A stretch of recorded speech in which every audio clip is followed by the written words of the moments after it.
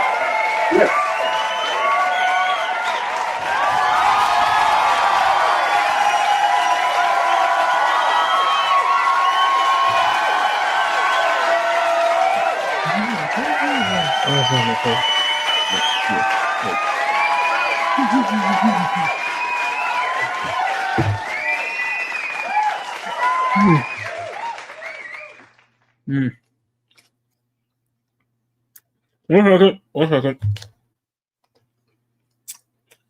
Okay.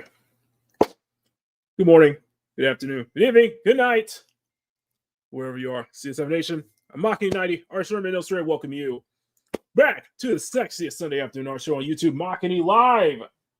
And join with me is, of course, my co-host. Oh, that's right. Well, yeah, forgot to mention, guys, this is going to be the first Makini Live in a long time where it is just all by my lonesome. Wait, what? Why is everybody leaving the studio? Why is everybody leaving the studio? Hey, guys, wait. Oh. Wow. Well, at least I still have some people who still decide to, sit here and, watch us today. But this is going to be very, very awkward. Yeah. Well, anyway, the show must go on.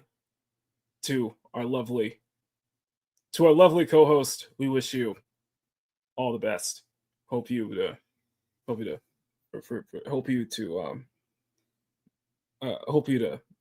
better. You know what? The chat, for all that talk about, Mama Bear, everybody's sick of Mama Bear. I was like, the moment that she's not here, half the audience just leaves, up and leaves the studio. Half the audience up and leaves the studio. So, so you guys did come here for Mama Bear, not just me. Can't live with them, can't live without them. That's what it is. It is what it is. Anyway.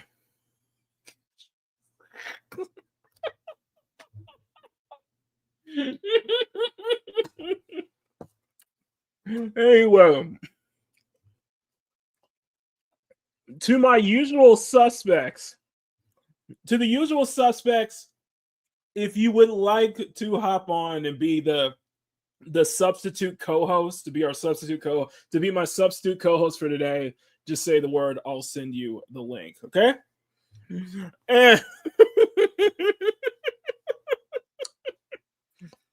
but until then, looks like it's just gonna be me. I'm happy to entertain you. Not like I haven't entertained y'all. Not like I can't entertain you. I can't entertain you guys by myself. I can't entertain a Makini show, the greatest Sunday afternoon art show on YouTube, as everybody's leaving the audience. But we have plenty to go over, and we got plenty to get to work. So listen, guess 9 people watching. More and more people will trickle in and out. I haven't done a solo show in a while, but you guys know you guys know exactly what to do. And because engagement on YouTube is now more important than ever, you guys know exactly what to do. Hey, if you're enjoying this program, please smack that like button and make it jiggle. And smack that subscribe button if you want to see more art content from Makini. Thank you so much, and hope you enjoy the show. Later. Smack that like button, make it jiggle. Smash the subscribe button, make it jiggle. Thank you, everybody, for the incredible support. All my channel members, all that good stuff, and of course, I have a co-host. I have a co-host. I have somebody very special with us in the building, the great Jellywig. Take it away, Jellywig. Dangerous. Let's up those numbers. That's not good. Ladies and gentlemen, the lovable Jellywig. You know, Ma Bear's not here, so I get to be a little bit more. I get to go off a little bit more. It's gonna be fun. Yeah, let's up those numbers. Anyway, you got me. You have me. Okay, you still have me, which is not really much of a positive if you actually think about it, but it still is what it is. I mean, I'm still here. You got me. So anyway, let's go ahead and say hi to chat while I get everything set up. Let's go a little bit shorter there. So Power, hope you're doing well. Power, hope you're doing well. Hope you get to stay as long as you can for today's show. We might go a little shorter just so that we're not go overboard, but we got a lot of stuff. The AI witch hunts has been going on, especially in conventions too. So shout out to Neon Clear. And what?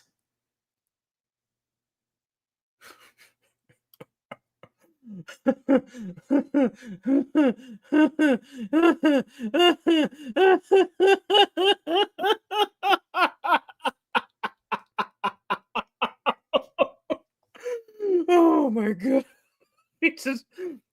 Let me just play this right now. Let me just play this right now.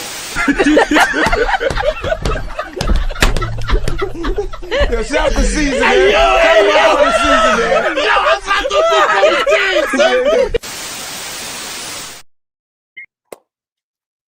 Yo, we got a doozy today. Ladies and gentlemen, we have a doozy. And I'm going to be honest with you. This is an opportunity that I simply cannot pass up. It is an opportunity that I just can't pass up. So we're going to get into that. It might be you know what? That might be the headline.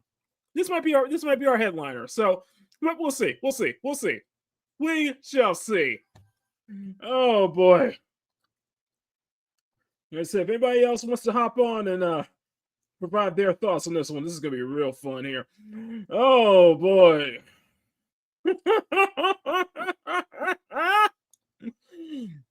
Wise guys, what on earth? That's not supposed to be me, is it? Oh wait, that's the one DI guy who won't accept me. Exactly. You be careful what you ask for.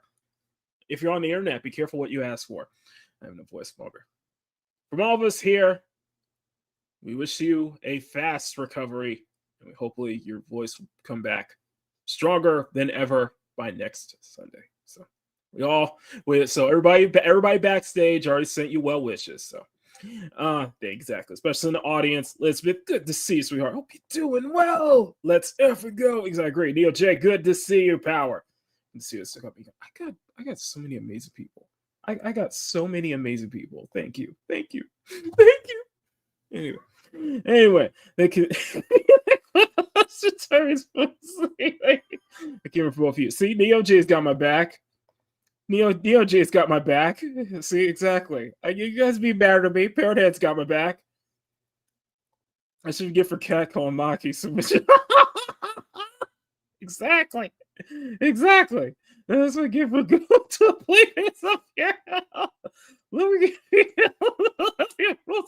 ew, no, let's not do that. Let's not do that. Okay, let's not even do that. We need to up those numbers. I'm still here. You got me. 2 viewers dropped. My audience, no, I'm staying next week. No, just oh, okay, here we go again. Okay, I'm on my Tuesday. Okay, so listen, let's you want to get into you want to go ahead, just get right into get rid the band-aid off. Let's do this. Listen, I am somebody who cannot pass up an opportunity.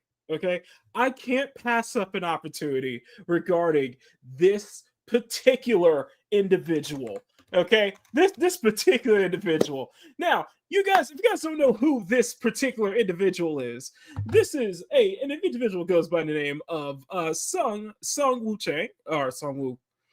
Oh God, I don't know what the fuck his name is. ProZD. ProZD. He goes by the name ProZD, but I say Z. But so yeah, he got into the headlines again because he can't stop virtue signaling. I guess you could say he can't stop virtue signaling. Now he's got a major YouTube. He has a huge channel on YouTube. He has nearly 4 million subscribers. Okay, he's got nearly 4 million subscribers. Okay, hats off to him. Okay, hats off to him. 4 million subscribers. He's of course big in the. Of course, he is huge in the voice acting space. He has done numerous roles. Of course, he's also of course some of his bigger roles is now. One of his more recent roles is now in his more recent roles is now a major hit. He voices a character in K-pop Demon Hunters that has continuously swept the nation. However, he is Power, you're referring to this clown. Oh, you are referring to this clown. Mm-hmm.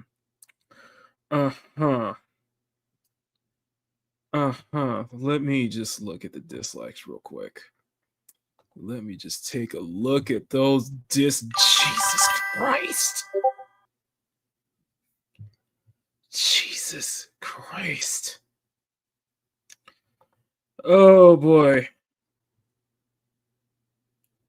Uh-huh. Uh-huh. Uh-huh.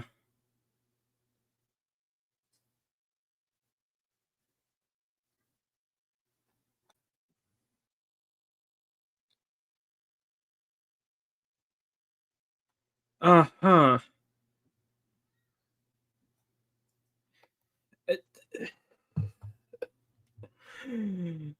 Okay. Okay. Yeah. I'm not gonna get this. I am not gonna give this idiot any form of any dumbass any form of attention. So he tried to go out to Asmongold, got smacked down again. Double. Yeah. It's just reply guy. That's what it just comes down to. That's just what it comes down to. So let's go to the horse's mouth here when it comes to this situation. So ProZD went on a massive crash out on Twitter after basically being pointed out as a blatant hypocrite.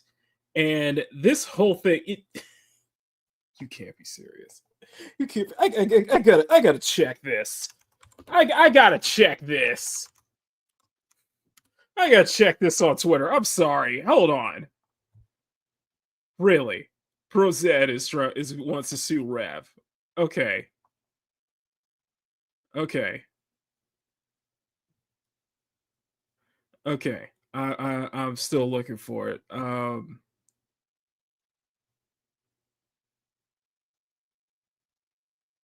Yeah, I don't see anything. Okay.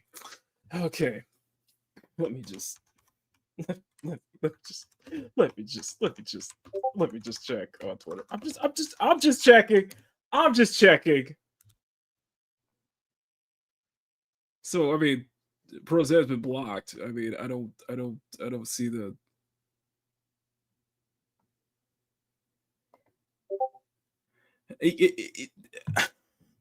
I don't know, man.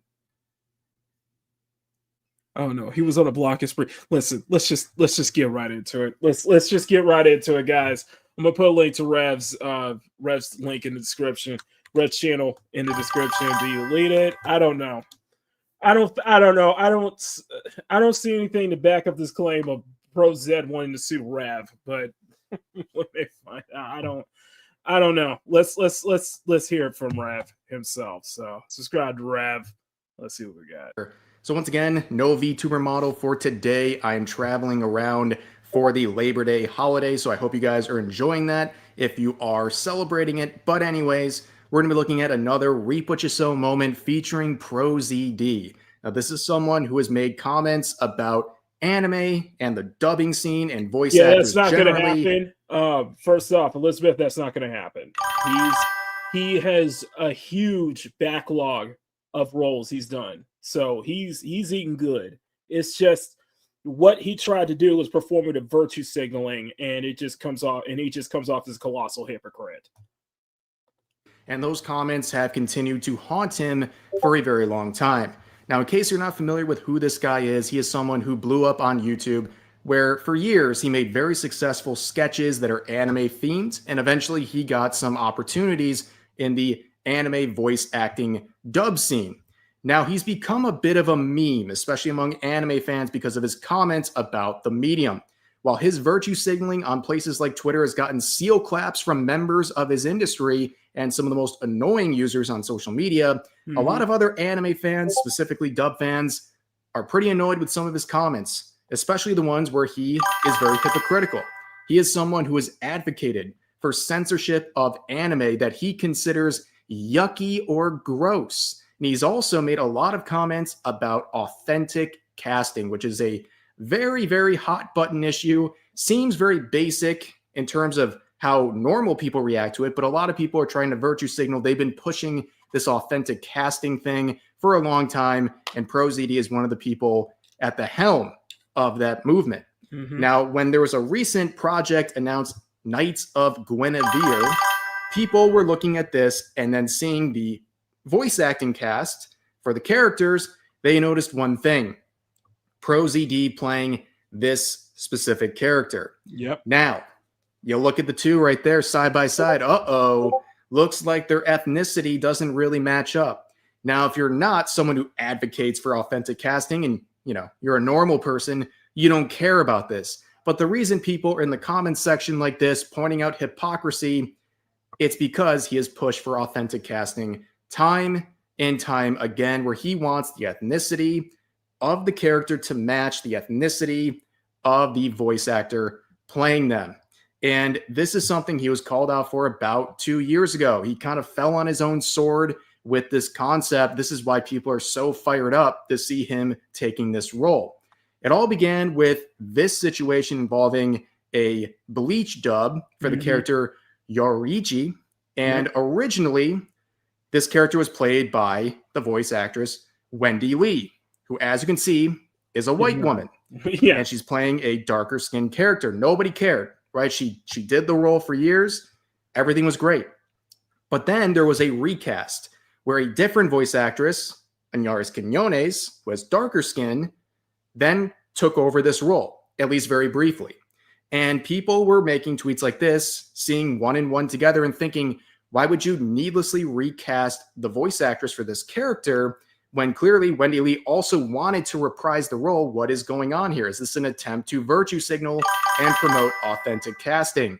And eventually, citing complications with scheduling and some confusion, they would give back Wendy Lee the role. So she would end up reprising the role.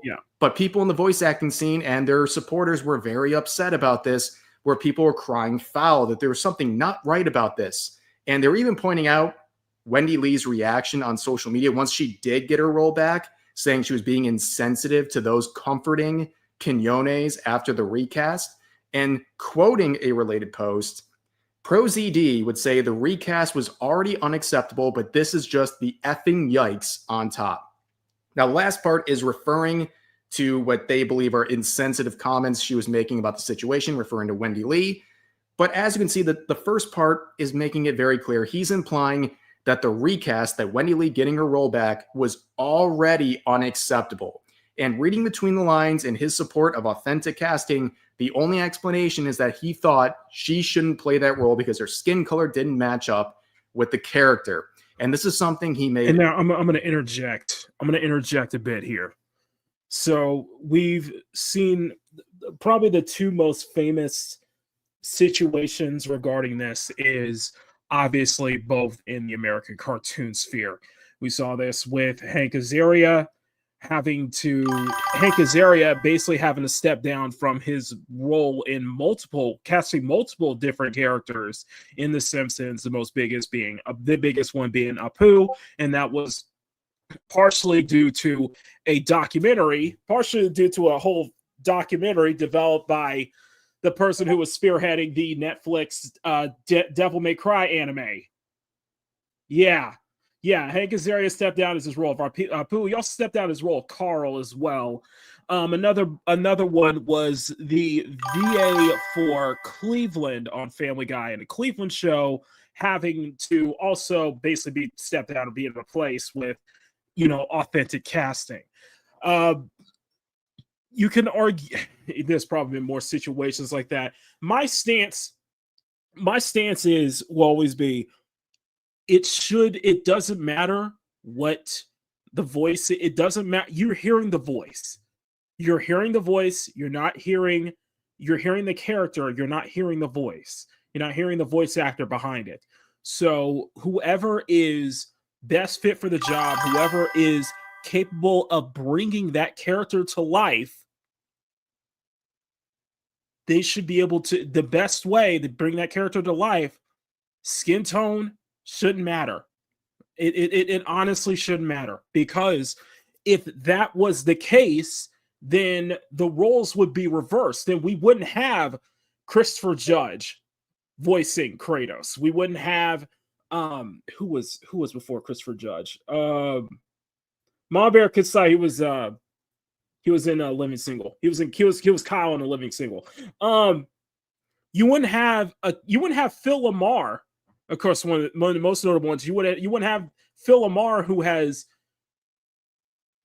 an incredible, and I mean an absolutely incredible decades upon experience doing the iconic voices he's done. You wouldn't have Keith David being able to do the iconic voice he's done. If you want to do this, if you want to apply this, authentic voice casting mentality. A lot of times it's just fine. Sometimes the best voice actor to voice a character may not be of that exact skin tone, may not be of that race, may not be of that, even that sexuality. They could pull it off. We wouldn't have James Avery as Shredder.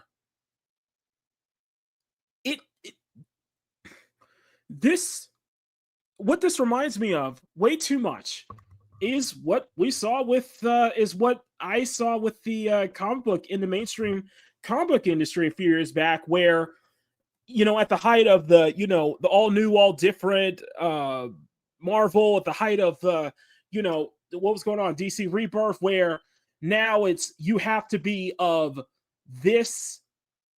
If you're going to write a character of this racial background, this ethnicity, you actually have to match that.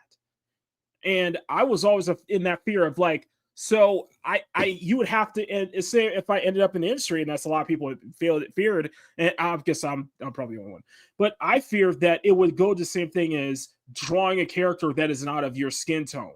This is what we're seeing here. Basically what I'm saying is, this is another form of segregation. I look at this as another form. This whole authentic casting, I look at it as another form of segregation, and I look at it as it's stifling talent. I legitimately having to base your qualifications on if your skin tone, sex, gender, whatever has to match exactly the character you're voicing. You're gonna put a lot. That's putting a lot of talent. That's putting you're stifling a lot of talented VAs out there.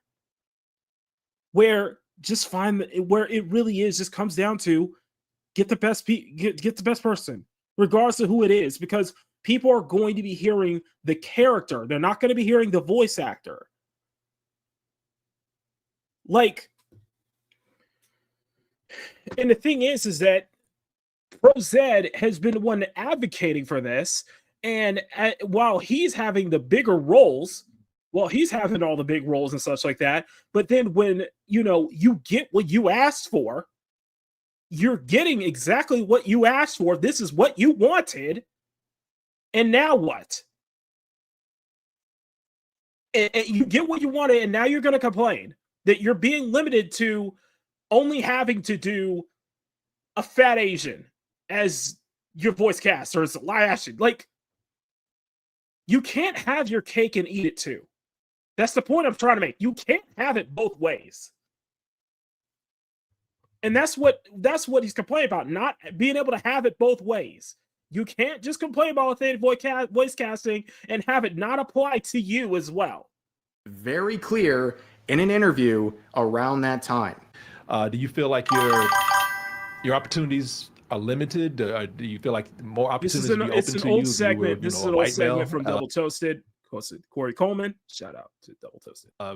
Being by what you've seen so far? I definitely would have more opportunities if I were white, for sure. There's no doubt about that. I mean, even comparing now to like, let's say like 5-10 years ago, it's definitely changed. Like, I think studios are much more aware of, hey, we should, cast authentically, so there have been some good steps. We still have a long way to go. So to make this very clear, authentic casting is something that's trying to force voice actors to only play roles where the ethnicity of the character matches their own. This is something that is so progressive, it is regressive. A lot of these. I remember, by the way, Power, I've already said this before. I used to watch Corey in the, not just in the early days of Double Toasted, but all the way back in like 2009 when he was running spill.com with Martin Thomas. Martin Thomas, C. Robert Cargill, Chris Cox, and Tony Guerrero. It's some deep cut stuff. People cite an attempt to even the playing field where minority voice actors will have more opportunities, but that is just not how it plays out in practice, especially in the anime industry. If you have, for example, a black voice actor, they are going to lose roles because of this. Yes, they will get priority on darker skinned characters, but that's only a very small fraction of anime characters. So in the dubbing industry, they're going to lose almost all of their opportunities. And that's something people are pointing out. I know, radical theory for people like this, but discrimination based on the color of your skin, especially with employment opportunities, is not good. But people like ProZD have been pushing this very hard. And lo and behold, he'd fall on his own sword, where back in, I believe, late 2023, he lost a role because of authentic casting. This was applied against himself in this now deleted Twitter thread where he was told he cannot take an opportunity to voice a white character because he's, of course, Asian. And he would be very upset about this, even trying to deflect and say the naysayers will go, oh, don't you want authentic casting? And he continues on basically saying this is not an example of that and that the playing field hasn't been leveled and just really playing the victim in the situation. That's the point is you're trying to have it both ways. That's not how it works here, man. I'm sorry, that's not how it works. You're trying to have it both ways where you can have the, you get special treatment, and yet you want to promote you want to try to virtue signal and say that everybody needs to have this. Like, this is what you asked for, and you're trying to deflect on that. Come on, man.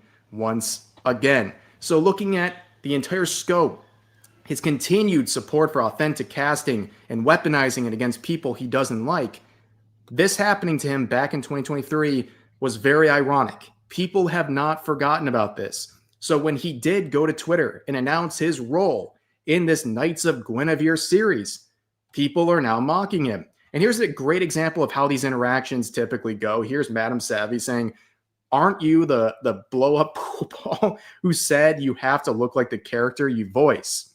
And of course, He got blocked. blocked.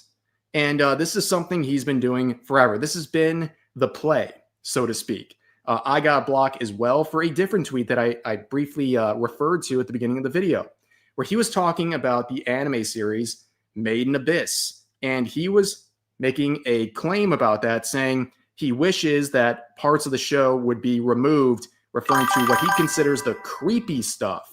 And then when he got major backlash for criticizing his own industry's tropes, he would try to say, oh, it's just a joke, and that anyone who has an issue with this is not normal and basically stupid. And I made a very bland post, not even directly interacting with his post, rather a screenshot, and I would get blocked. And I thought it was a very mundane thing, but it was too much. That's been the play for him, is to block anyone who criticizes him one way or another. And that has been confirmed again. Just before recording this, he did make a response to everything going on with the current series he's voicing in. And he says, "Hey all, this will be my last tweet on this platform. I will no longer be using Twitter after this." If you look at the replies on my latest announcement tweet, you'll see a lot of comments like this. This has been going on for years now, and while the normal procedure has been to block and move on, I truly don't think Twitter is worth it anymore. In the past, I have expressed that I think diversity in casting is important. It's a complicated topic, but at the end of the day, I will stand by this. I think it's important for voice actors to be given equal opportunity.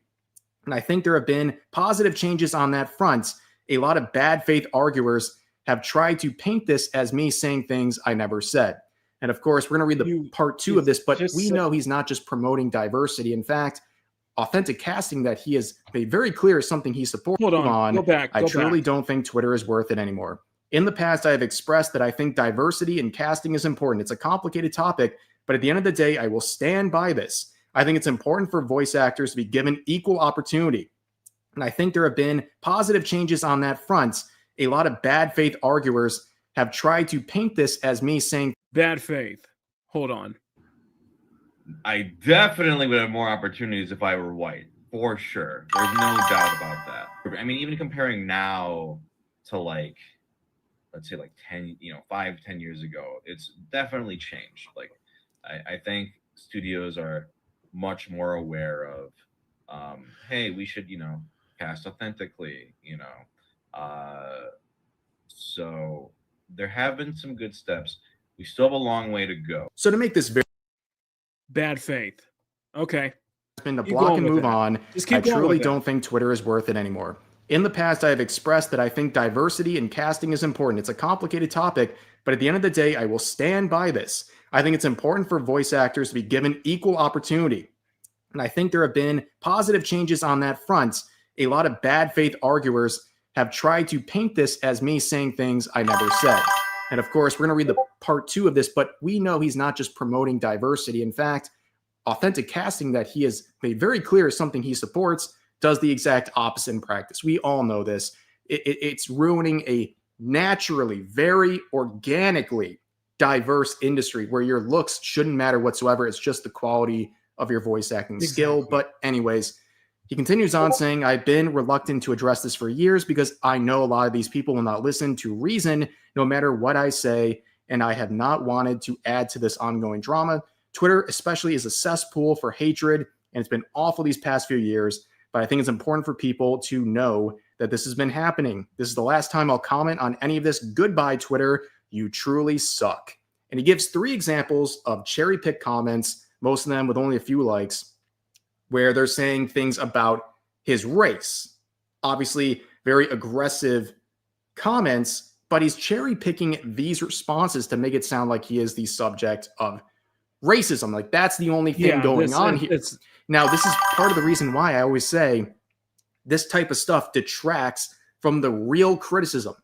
This stuff serves as an opportunity for someone like ProZD to show these comments and say, oh, it's because these people are racist They're just, acting outrageous. They're doing these things while deflecting all the valid criticism people are actually giving.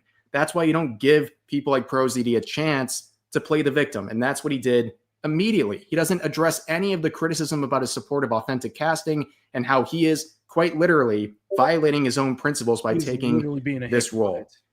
Rules for thee, but not for me is really the way to sum this up. And also, people were also pointing out that authentic casting wouldn't even support other people playing in the show, but yeah, it doesn't. This authentic casting, I do think it hinders. I do think that it hinders creativity. I think that it stifles. I think that it like a DI, like other stuff. I think it hinders creativity. I think it hinders talented people where you're just basing it off of surface issues where they have to match, where the character has to match. You have to be this. You have to be this to play this. You have to be this to write this. You have to be this to draw this, whatever, whatsoever. You have to, and that creates segregation. That legitimately creates I see this as legitimate segregation. So yeah, having that crash out is one thing, but we're gonna switch over to Hero again, and I'm gonna put Hero's list in. I'm gonna put Hero's video in the description.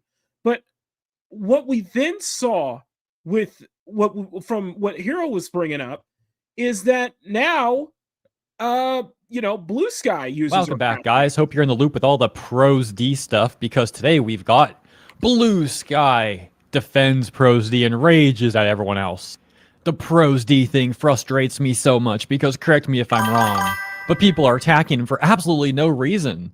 If they knew what he was saying in context, there'd be no argument that the opinions he had were normal and not egregious leaps in logic people are placing on him.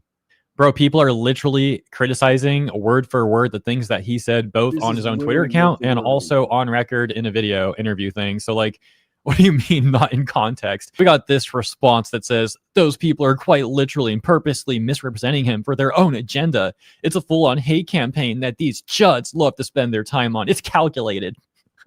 Bro goes on record making a terrible take and people criticize it.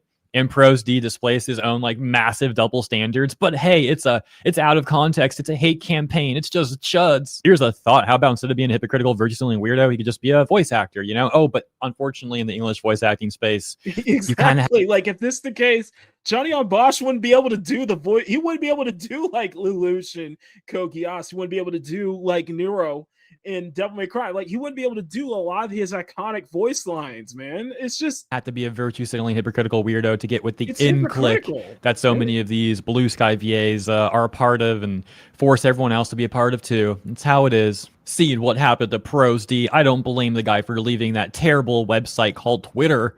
The amount of bigoted scumbags. Bigoted, right? Yeah, bigoted. You want to talk about that? How about the dude who's like advocating for segregation in the VA industry? Yeah, as always, these people have no self-awareness. The amount of bigoted scumbags who put words into his mouth and take what he said out of context. Oh, another one trying to say it's out of context. Yeah, very original. To push their anti-woke narrative is freaking disgusting. The guy deserves none of that. So apparently being against segregation and double... Okay, let's be honest here. All of this would have been negated. All of this would have moved on if he just came out and said, listen, I believe that every VA everyone should voice their character. Everyone should be allowed to voice their whoever this platform, they should be allowed to voice it. I think this should be, the whole thing with representative, authentic voice casting. I think it's wrong. I think if he just came out and said that okay, maybe I was out of line with what I said back then. Maybe I'm not following my own principle. Then we can move the F on. But you had this massive crash out, and you're this is how you're acting. Like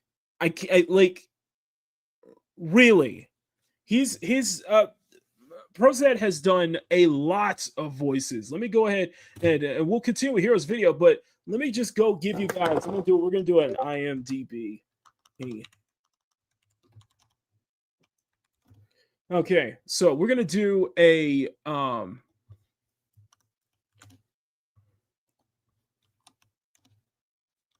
second. So Sungwon Cho. Let's just give him. We're gonna go through his voiceovers line. If K-pop Demon Hunters, Blackberry, Digiman, No Sleep, Kanade, Bit Top Burger, Dex, Death Stranding 2, Shadowverse, Date Everything, Beyblade, Family Guy, Skin Deep, Gremlins, Solo Leveling, Like a Dragon, Pirate Yakuza, Avowed, Sakamoto Days, Beastars, Jenny Chow, Solo Leveling, Universe Basic Guys, Batman Cape Crusader, Bat Wheels, Pokemon Horizons, Delicious in a Dungeon, Lackadaisy, Garuden, Way Low Wolf, more Solo Leveling, Game Changer, Jellystone, Moon Girl, Devil Dinosaur, Epic Career Quest, Like a Dragon, Infinite Wealth, Grand Blue Fantasy versus Rising, American Dad, Pluto, Pantheon, Detective Pikachu Returns, Wise X, Nordics, My Dad the Bounty Hunter, Meet the Batwheel. He's done River City Girls too. He has a huge catalog, man. He's done a lot of voice, so he's big in the VA industry. I'm just saying, this representative, this whole, I keep wanting to say representative, but authentic voice casting, like, that just doesn't hold water for somebody who clearly has who has such a huge list. I'm sorry. It doesn't hold water. Standards and hypocrisy make someone anti-woke. Okay, good to know, Blue Sky. And then there's this one. ProZD should be allowed to RIP 5 people every day. Yeah, that one might actually be the most termly online of all the takes. But there's still plenty more. Check out this one. There's one here because he had a freaking crash out over Asmongold. This basically. is the prolific voice actor and YouTuber ProZD. Now, you might recognize him from his work, or you might recognize him because, well, he is a gigantic douche. Well, the good news is the douche days are over because I am here and very excited. Personally, this is going to be awesome. He left Twitter. He had a gigantic crash out. He left Twitter because they're calling him out. Where's the comment? Of Made in Abyss. Nor a call for censorship. It's a good thing randos online are extremely normal and level-headed. Nice. Yeah. You could have said, my bad, I didn't realize what I was advocating for, instead of just attacking people that don't want their... Here, let's go from To be fair, he is voice acting a fat ass. So, in my opinion, this is not even inappropriate. Like, this is a pretty good cast. And, of course, blocked. Listen, okay, obviously. And this is something he's been doing forever. This has been the play, so to speak. I got blocked as well for a different tweet that I briefly referred to at the beginning of the video, where he was talking about the anime series Made in Abyss. Made in Abyss, by the way, it's going to make you feel gross, but that's the point. Made in Abyss is one of the best anime ever made. In my opinion, it's a top 5 anime in the history of time. It really is, and it doesn't get enough love because of retards like this. And he was making... So can I get a One Piece-esque re-edit of Made in Abyss, but instead it's just editing out all the creepy shit? Call it No Creep. Bro, then it would be that's literally the entire fucking point of the story, that it's fucking disgusting and creepy. Like, yeah, they're mutilating children in Made in Abyss because that's fucking gross. Yeah! Yes, true! Correct! Yes, that is the point. You don't have to watch it, all right? Don't watch it if you are of the faint of heart. But yeah, that is the fucking point of the show, whether you like it or not. Is it about trans kids? No. He's all for mutilating children that way. This was really meant to be an offhand joke, not a damning criticism of Made in Abyss, nor a call for censorship. It's a good thing randos online are extremely normal and level-headed. Nice. Yeah. You could have said, my bad, I didn't realize what I was advocating for, instead of just attacking people that don't want their art to get criticized. Calls for the censorship of an anime, gets criticized, claims it was all a joke, and that wanting to censor anime is not censorship. Nice. Yes. Making a claim about that, saying he wishes that parts of the show would be removed, referring to what he considers the creepy stuff. And then when he got major backlash for criticizing his own industry's tropes, he would try to say, oh, it's just a joke, and that anyone who has an issue with this is not normal and basically stupid. And I made a very bland post, not even directly interacting with his post, rather a screenshot, and I would get blocked. And I thought it was a very mundane thing, but it was too much. That's been the play for him. Block anyone who criticizes him one way or another. And that has been Dude, all I know is in the anime scene, like the anime kind of industry, there's like a whole group of people on the corpo side that fucking hate me. And I think one of them. I'm not going to list names here, obviously not trying to make beef. But no, it's pretty great. I do appreciate it. I like being the Voldemort. It makes it fun. Confirmed again. Just before recording this, he did make a response to everything going on with the current series he's voicing in. And he says, hey, all. At this point, but apparently Asmongold got involved. Apparently Asmongold commented, and he had a massive crash out over Asmongold too on Blue Sky of him leaving. And it's just,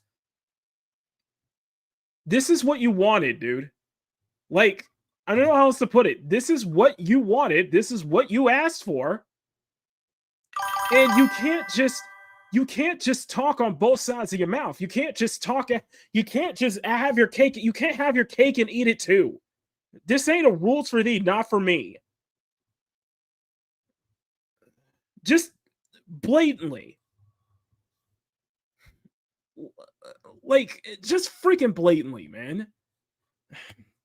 Sorry, off on a tangent about that. Sorry, off on a tangent. So yeah, it's just, I couldn't pass up. Like, I simply could not in any way pass up on a good opportunity like this. So let's just go ahead straight to the comments. Let's go ahead and start. I'm gonna go ahead and start highlighting these comments as we go along here. Let me go look for this. More sense than Elizabeth. Yep. CAA is a Canadian Automotive Association. That was probably A. Do you believe it? No.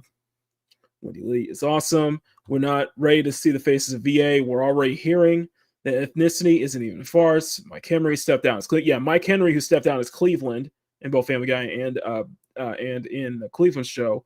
Kevin Michael Richardson, Cree Summer, James Avery, of course, Keith David, obviously, Lucky Nico. Good evening. It's dumb for him to say that it only matters if you're playing in the role of a live action film or TV show, not a video game or anime where you're only hearing the voice. Yet we're still talking about never Damn. Damn, Sean. He probably quit Twitter to practice being a hobgoblin. Oh, God. Damn. No, he's privated his Twitter account after that, he privated his Twitter account, basically. Sure does. We're in a productive Campbell talent. And it's just stupid. Yep. Johnny on Bosch wouldn't be able to voice Nero, let alone Ichigo, let alone many characters. Many characters. He's just doing voice, and I went through the whole thing.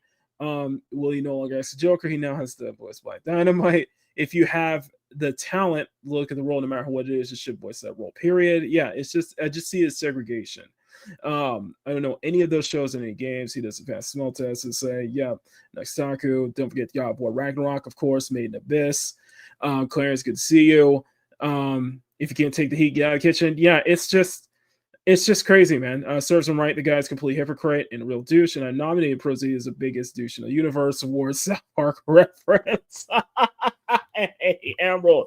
Okay, so it's just kind of my take with this, in that, and I'll blow up my screen real quick so that way you guys can see it. So, and that's just kind of my take with this, is that, you can't have your cake and eat it too. You just simply can't. That's not how it works, man. You want authentic casting, but yet you want the benefits of authentic casting, but not have to succumb to the rules of the authentic casting, in which you basically set the which basically you set the rules for. It comes off as very elitist. It comes off as very much you not even believing the words that are coming out of your own mouth, because if this is what, and this the whole thing is, this is what you want, this is what you're asking for, well, be careful what you ask for. And I think that's going to be kind of the thing, and that's why I titled this episode "Be Careful What You Ask For," because I think the overarching theme of the topics that I want to go over today is be careful what you ask for. It's almost like the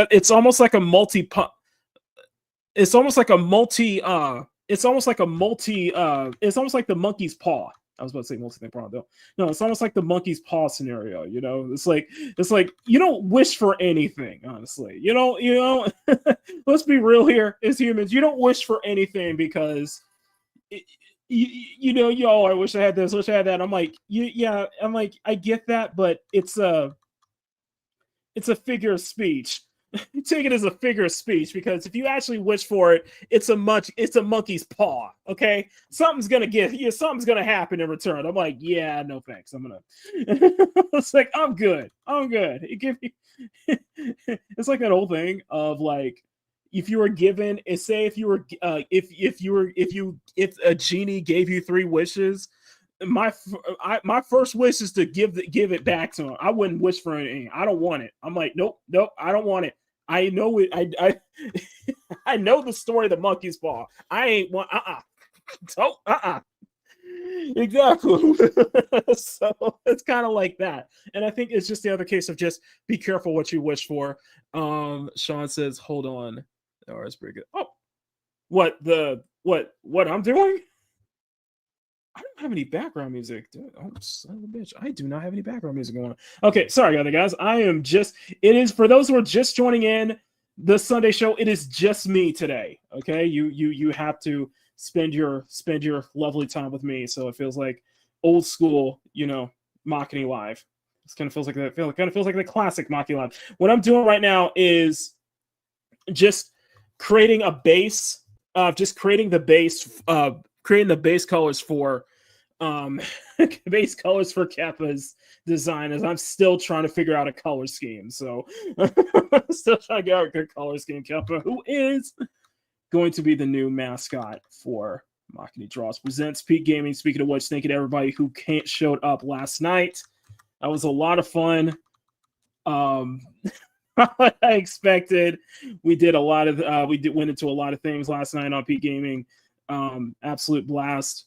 I might do that again tonight. We might if I'm up for it. If I am up for it, that is, if I'm up for it, we might do this again tonight.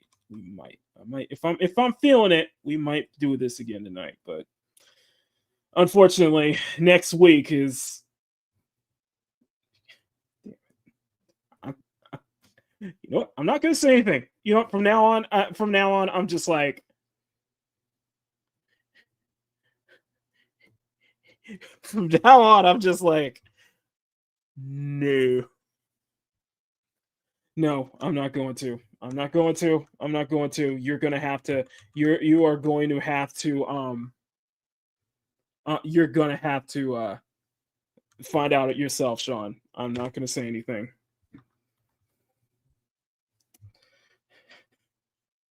Whatever. Let's put it this way: whatever you think is gonna happen. Whatever you think is going to happen, what you're guessing will happen is likely going to happen. So, I love my audience. That's all I can say. I love my audience. So, yeah. You can't wait for the next round. Fuck you. No, we're not doing it. We are not doing it. Just no. Is that that's right, the Concord anniversary. Oh my god. Okay, listen, let's if I have time for it, we'll go into that. But let's get into something a little more serious topics here in the censorship hoopla, because now we have some more censorship hoopla. So we're gonna start with Roblox. Let's start with Roblox. So Roblox has announced that they are ditching their current age rating scale and working with the International Ratings Board. They want to make it clear that when games are appropriate for young children, that they try to make the platform safer. Now, we have been talking about the situation with Roblox recently. It is Schlep has, of course, there's all of this started when popular Roblox creator Schlep was banned from the platform, basically for, actually getting predators arrested, getting actual predators on that platform arrested. This caused a massive media storm for the company, for Roblox, and now they're being hit left and right with, with lawsuits, with different, with a lot of controversy, having to move their, having to basically try to put more enforcement into their protection regulations. And the thing is that it just comes off as a lie. It comes off as that you're just basically doing what you're trying to do. What you're not going to acknowledge that, Schlep did the right thing. Other people had the right thing in mind in actively bringing these predators down. And it just shows that you're in support of the predators. You are in active support of these predators on the platform. Now we have some young kids, and we do have now I know some of my audience, they are parents of themselves. They probably have niece, nephew, son, or daughter who plays Roblox. I talked about this. We talked about this 2 weeks ago with Mom Bear. Her little bear does play Roblox, but she is Mom Bear is very active in little bear's time on Roblox to make sure she's not, make sure she doesn't run into any strangers, anything like that, when she's venturing to kind of the Roblox games. But this is a situation that has now, it continues to escalate, despite the fact that, Roblox, the platform itself, is basically on an all-time, you can argue an all-time high in terms of player count, reaching an all-time high in terms of player count. And one of the things that is going to, and the thing that you have to keep in mind is that Roblox, they still want to, the developers, the head of Roblox still wants to make this a dating site for 17 and up. Like, in the midst of this scandal, you want to make this platform a dating site for 17-year-olds? Like, that can open up so many chances that can go wrong. It can go incredibly wrong. But now it's elevated to the point where this situation is elevated to a point where we now have another high-profile creator wanting to sue the company now. So this is coming from, let me go. Yeah, this is 5 days ago by Law by Mike, and we're going to go through the full video here. Roblox is one of the most popular gaming. He's now wanting to sue Roblox. Law by Mike, his over 15 million subscribers on the platform. So a prominent person, especially in the law, it seems to be in a very much the law community on YouTube. And he is also working with the lawyers for Schlep in his lawsuit. And speaking of which, the video that Schlep did with Chris Hansen, of course you guys know of To Catch a Predator, has already been finished, and I'm assuming that it's going to be released sometime soon. Chris Hansen is going to launch a documentary on this whole Predator side of Roblox. But let's go show this. This is from Law by Mike. Go and check them out. Link in the chat. Platforms in the world. The developers of that game are now facing mounting criticism over child safety concerns. Games like this are not helping. The Roblox Corporation has sent a cease and desist letter to me. Instead of stopping the predators, Roblox stops the people stopping the predators. They are the problem. People everywhere are furious with Roblox, and now they're getting sued. The platform promised to be safe, but the reality is very different. So today, I'm breaking down the entire case. even meeting with some of the biggest YouTubers. And then, on behalf of everyone, I'm helping to sue Roblox. This summer, Roblox was hit with a massive lawsuit centered on a young player known as DH.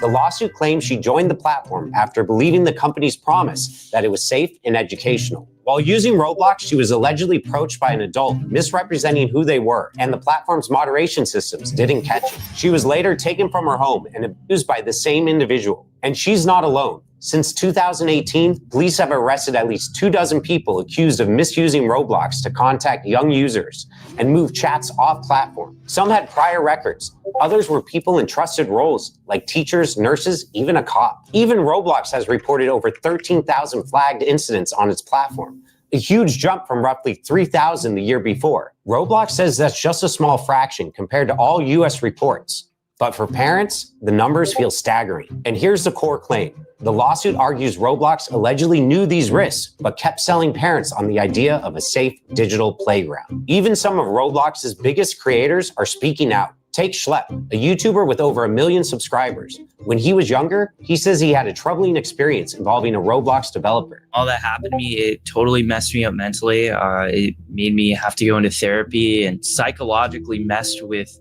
relationships that I had. Even till this day, I mean, it's something that, it was messed up. That experience pushed him to act. As an adult, he began. It got to the point where he almost took the easy way out. It got to that point because he was groomed by a developer on Roblox who it took them long to just outright ban him instead of arrest him for doing that. So this is the thing I see with Roblox is like, you're trying to implement all these rules, but you're not implementing the obvious rules, the most sensible ones, and it just comes off as you're just now defending the predators. It just comes off as you're now defending the predators. It doesn't help that what's going on with Roblox ties so close to this situation between Visa, and MasterCard, and these payment processors. By the way, Visa and MasterCard is a large proponent, a large supporter of Roblox. So you don't think that there's such of a... You can call me a conspiracy theorist all you want to, okay? You can call me a conspiracy theorist all you want to, but this is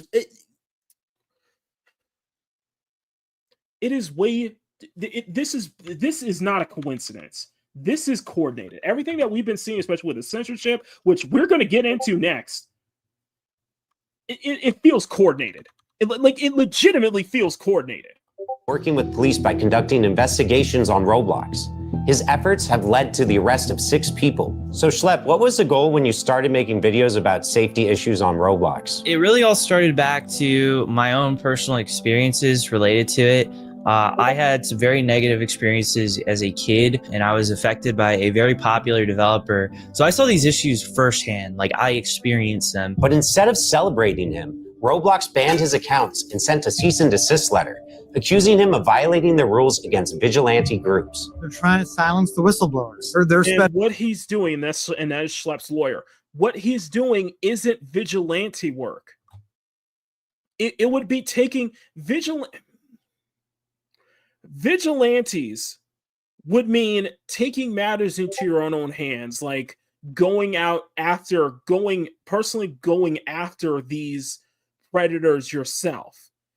What Schlepp was doing was basically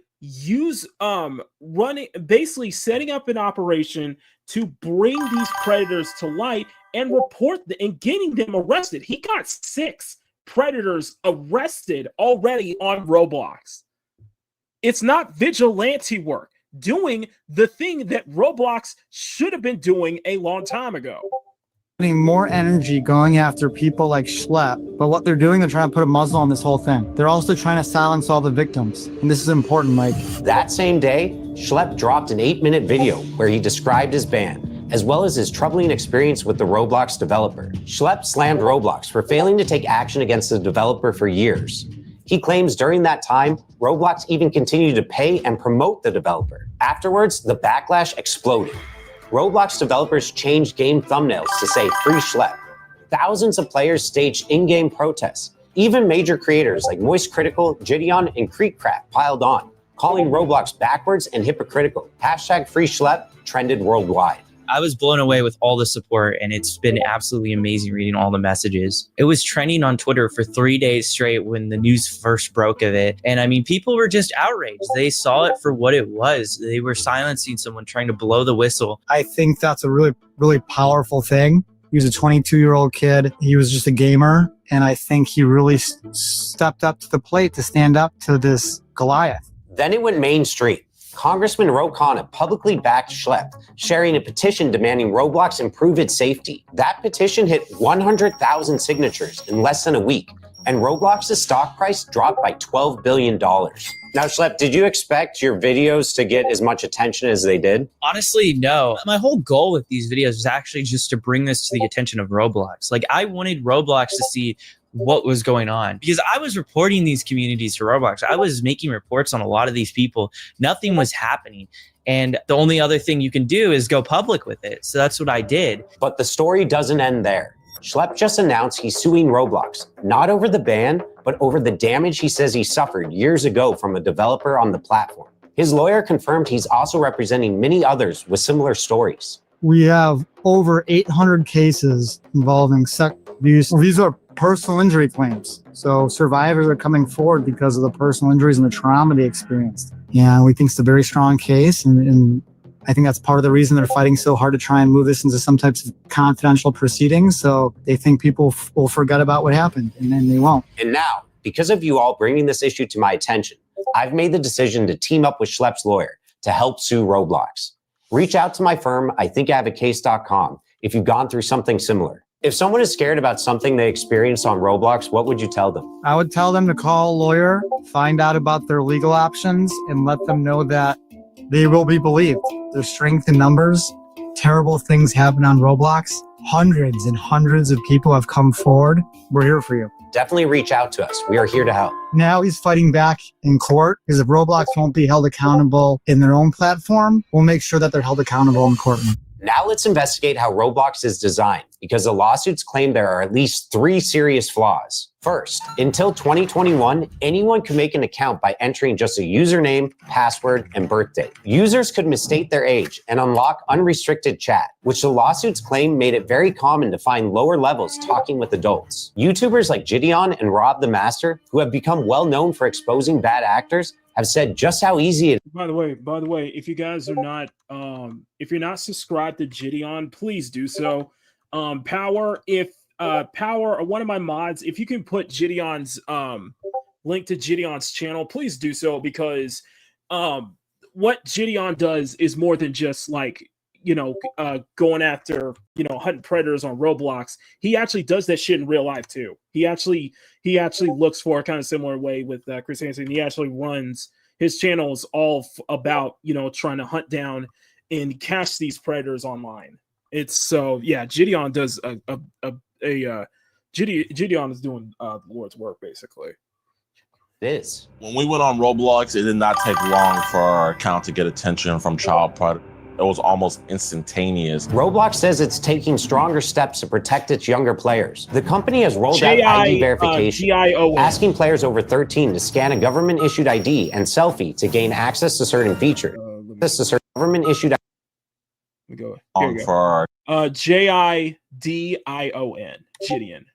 Account to get attention from child predators.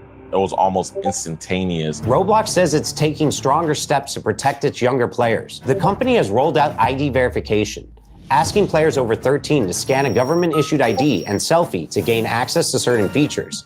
It's also testing age estimation, where machine learning guesses a user's age from a short video. And new features like trusted connections are meant to limit deeper chat. This is what I wonder about is, and I want to ask Small Bear, does Little Bear have to do that like facial verification? Because if that's the case, then I think that's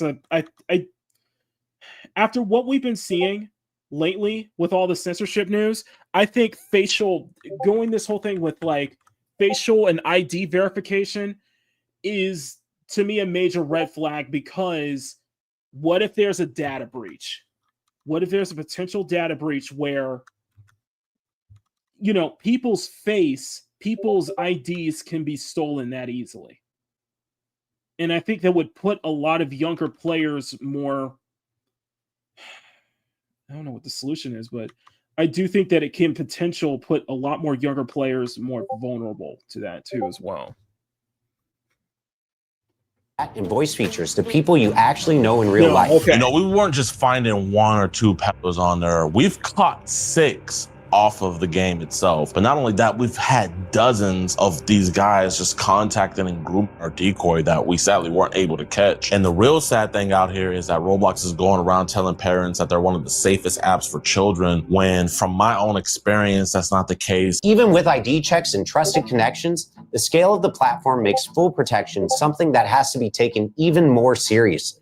Unless you wanted to play the 17 plus mic up games and stuff like that. Anybody can pretty much sign up for Roblox. Next, the game uses in-game currency called Robux.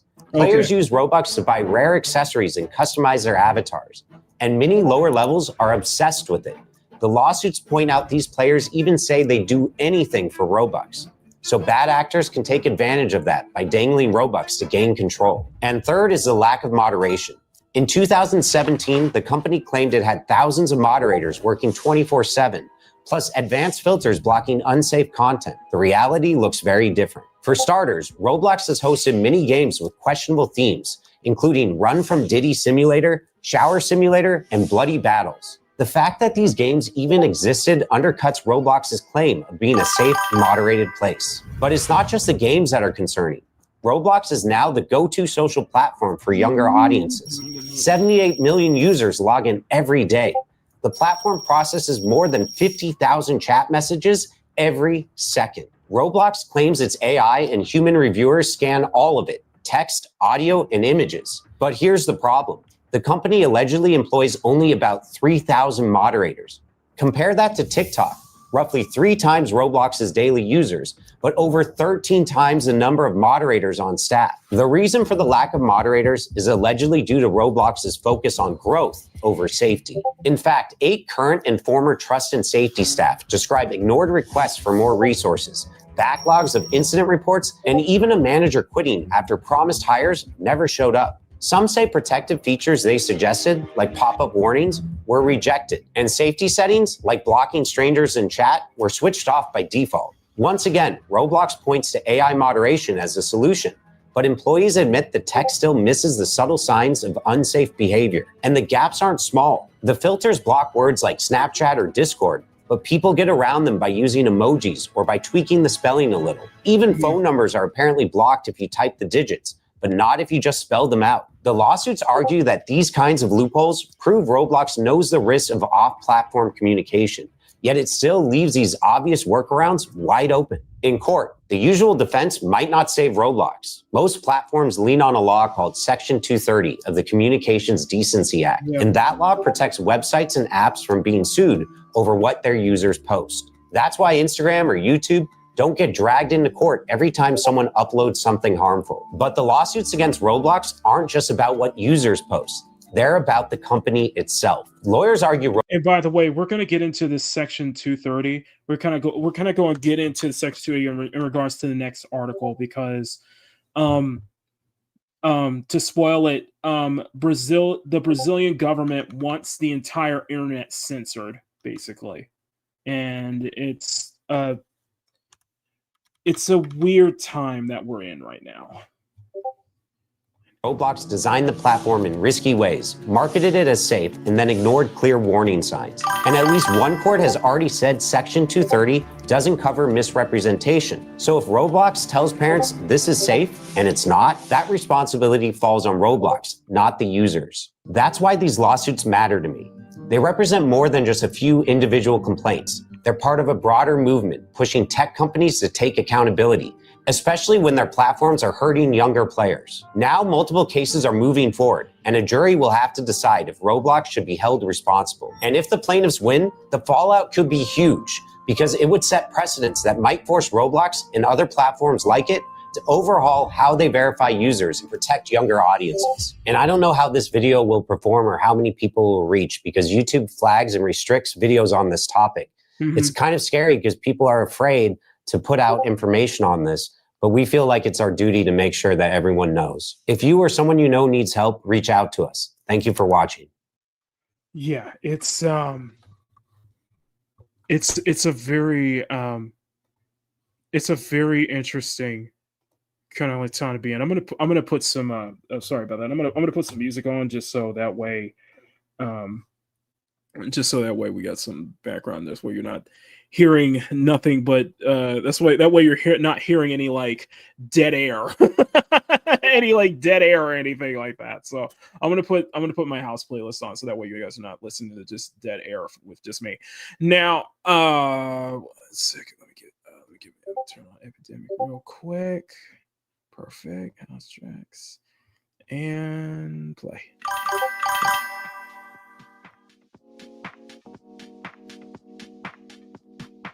Okay, perfect. Okay, sorry about that. I wanted to keep that keep it going. So let me check. Let me just change my font real quick. There we go. Okay, so we're just kind of breezing through these articles today. So let's go. I'm going to go back and from my personal thoughts. Before we get to the comments, I'll just say it's for my personal thoughts. With Roblox, I think it's just Roblox is just another tie to a bigger situation. I do think that a lot of what we've been seeing with like Collective Shout, with the UK Online Safety Act, with you have the World Economic Forum and UN, it's all they're all in cahoots. From my belief, they're all in cahoots, and I think I do think it's going to lead to where we're going to have two separate forms of internet, basically, in the future. I think because of these censorship regulations and because now there's a bigger pushback against it, it's going to lead to where the internet as we know it is going to change. Most people leave for the worst. That the days of just kind of that free and open internet is, I think this is the last year of it. I really do. You're going to have a sanitized side of the internet, then you're going to have what is, I guess, what would be considered the dark web, I guess you could say. Yet be prepared. I think it's just what it is. Be prepared. That's why, I push back against it, push back in a fight against censorship, because this is what it blatantly is. It's blatant censorship, and it's happening everywhere, and it's happening all in it's happening in a way that feels coordinated, that legitimately feels coordinated.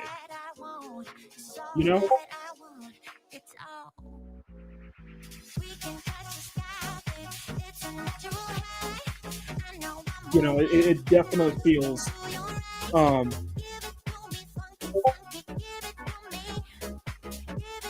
you can't deny that it feels coordinated, man. It feels so coordinated. That's why the pushback is getting stronger, despite the fact that YouTube and a lot of these places are trying to silence it, trying to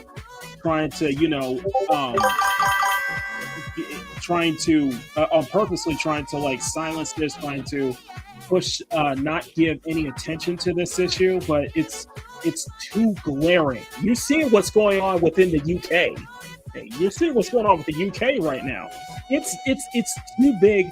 It's becoming too big to ignore. This situation is becoming too big to ignore, and it feels like a lot of these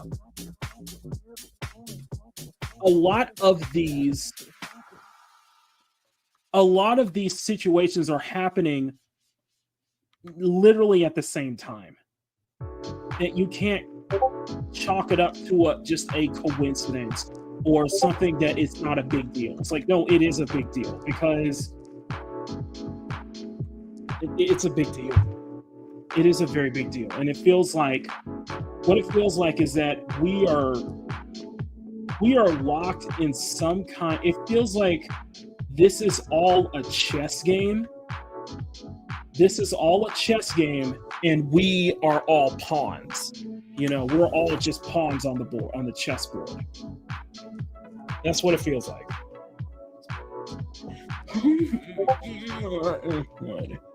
A major chessboard. So let's go ahead and get to the comments real quick.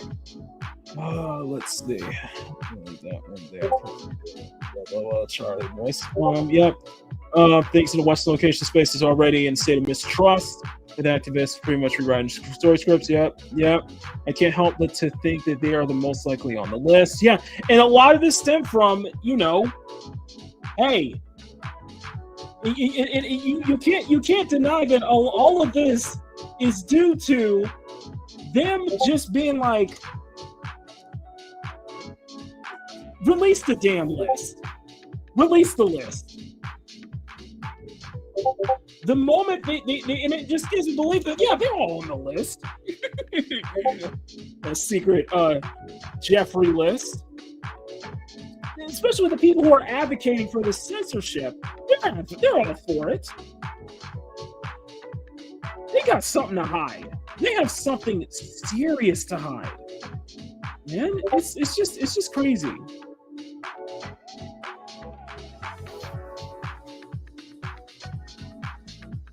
Anyway, conspiracy theories, yeah.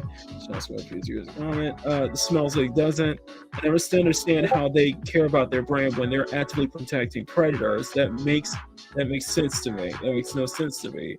Even if they care about the children, they won't team up with the vigilantes. When law enforcement doesn't do enough to get criminals on the street, people feel the need to take it into their own hands. They risk their lives doing it and make a place safer. But what Schlepp wasn't doing wasn't vigilantism. Thank you for watching Kaz and Strides. In effect, I think I signed a petition. Gideon, yeah, subscribe to Gideon. Thank you, Mama Bear. Thank you, Power. This is going to backfire badly. Called security risk. My theory is that it's to whales. Otherwise, they don't want to see their parents. Not allow children to spend time and money on Roblox. Mama Bear said if Little Bear is required to use facial recognition on for Roblox, that's going to be the last time she plays that. Yep. Public bathroom simulator. We covered that last time. Run from Diddy is wild. AI moderation is not enough. You need human moderation to keep channels and forums safe. Section 230 is real. Yeah, the future is looking very grim. Maybe not your standard 70s. Maybe not your standards. While trying to take away adult contemporary, find out adults on outlets. The internet cannot be censored. It's too big. Many sites. No, it can't be. You can't. No, it's too big to be censored. But what they're going to do, but if they can't censor it, best believe that they're going to try to regulate it. They're going to try to regulate it, and they split the internet off into two different types of internet. You know, where one that's heavily regulated, one that's heavily controlled by the big players at hand and everything, and then another where it's more of where everything else that doesn't that refuses to be. I think V said it best. Anything that refuses to bow to censorship will be considered like the dark web. Will be classified as the dark web, basically. Is the true dark web, the wild west of the internet. It's kind of like in a cyberpunk scenario, you have the net, which is run by NetWatch, and then if you don't conform to the censorship guidelines that NetWatch asks of you on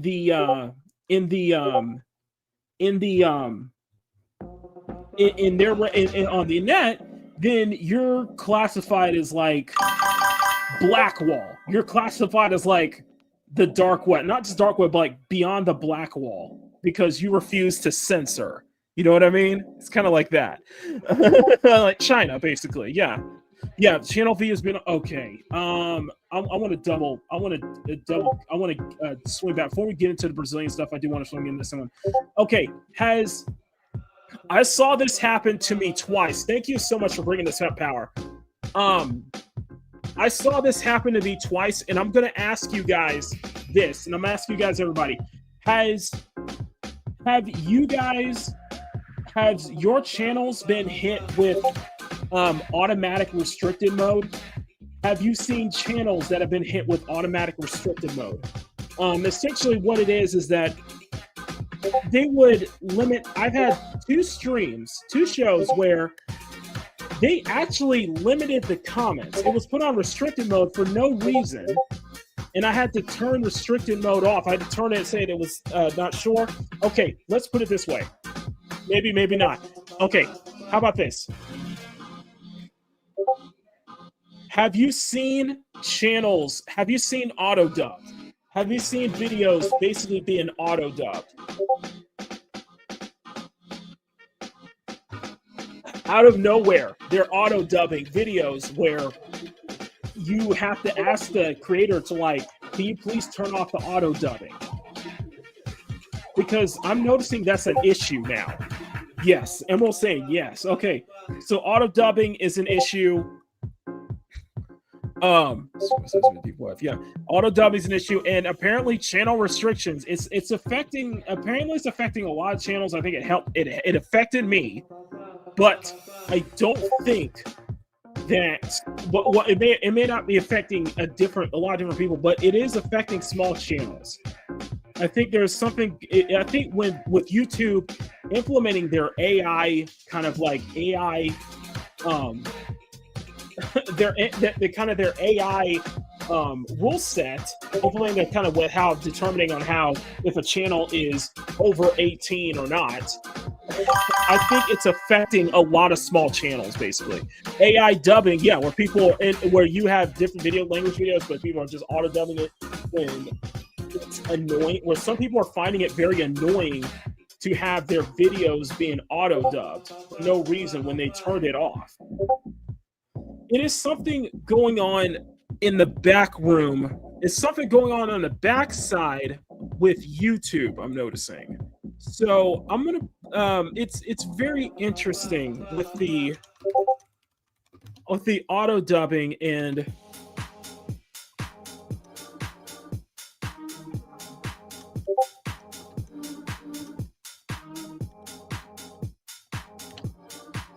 so apparently, yeah, like I said, it's just there's somehow it's auto age restricting is happening everywhere, basically. But the one important thing is make sure you check. You can do this on the web. Go to your profile on the top level, I think it's the top right corner on any web page, and just check to make sure that that restricted mode isn't turned on. You know, make sure it's not automatically set to restricted mode, because it's apparently it's happening to a lot of small channels lately, and I think it might be due to YouTube implementing these AI regulations to determine if a channel is 18 plus based on their recent viewed videos, what the recent stuff they content as well. So take a moment, just check, make sure your channel is not having restricted turn on. Now, the third comment I want to go in, the third topic I want to get into, I think is an important one, and I think this goes into the censorship stuff. So already this show will be throttled. Okay, so automatically it will be us just talking about this. We'll throttle our video. So guys, smack that like button, make it jiggle. Smack that subscribe button, make it jiggle, guys. Engagement, it's good. Let's see if we can get that engagement up to get the video in the algorithm and get more eyes on the channel. So let's get right into this. I am not all for this. I am definitely is an alarming thing, but this is coming out of Brazil. Okay. This is from Global Government Affairs. I'm gonna zoom in. I'm gonna film it. I'm gonna throw it on the notes so you guys can see it bigger. Okay, so this is from Global Government Affairs on Twitter. Global Affairs.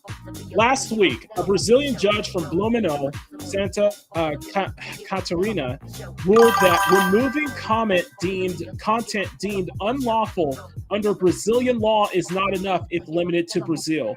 The judge is now demanding that global removal of online content under threat of hefty fines for the platform. These decisions are based on a recent SCJ Superior Court of Justice precedent. What this means is, even if the content is not unlawful in other countries, the Brazilian judiciary believes it has the power to issue orders that extend beyond its own jurisdiction and reach the entire world.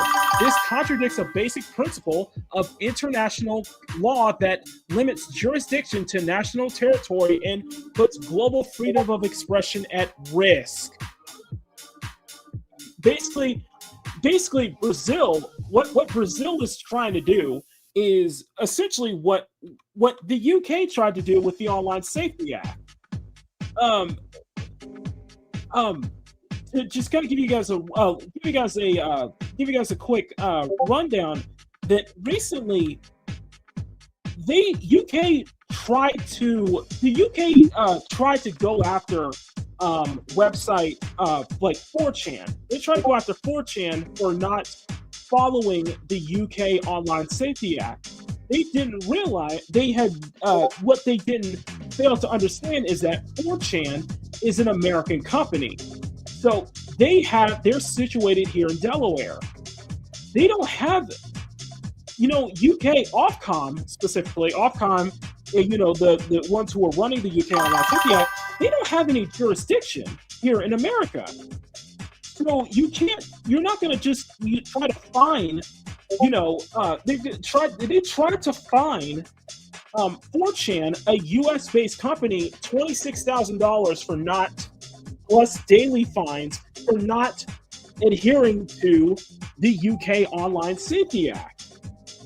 And it's gotten so the pushback has gotten so much that now 4chan is suing UK. As a result, 4chan is actually suing the UK on Ofcom for this. The reason I bring that up is that now Brazil is basically trying to do a similar thing, but it's just like with Collective Shout, they want it banned worldwide. They want this banned worldwide. They want anything they deem as unlawful, even though it's lawful in other content that's deemed unlawful, content that's deemed as quote unquote hate speech. They want it banned, and they're going to fine these these platforms for keeping that content on there. This is, I think, is a gross overreach. The Brazilian government has zero jurisdiction on what other countries are allowed to have in their content, and this is just like what we're seeing with Ofcom. Same with Collective Shout. Basically, censorship, quote unquote, censorship is democracy, and they have a great diagram here. So we have 1984, Idiocracy, Hunger Games, Brave New World, Animal Farm, Mad Max, Fahrenheit 451, They Live, Brazil, Soylent Green, Lord of the Flies, The Matrix, and this is where we are, dead in the center of it all. So it's just like, we don't really have much of a, it's not really a it's just kind of like, what are we leaning into? Are we leaning into 1984? Are we leaning into Brave New World? Are we leaning into the Hunger Games? Or are we leaning into Idiocracy? I feel like it's an amalgamation of all of them somehow.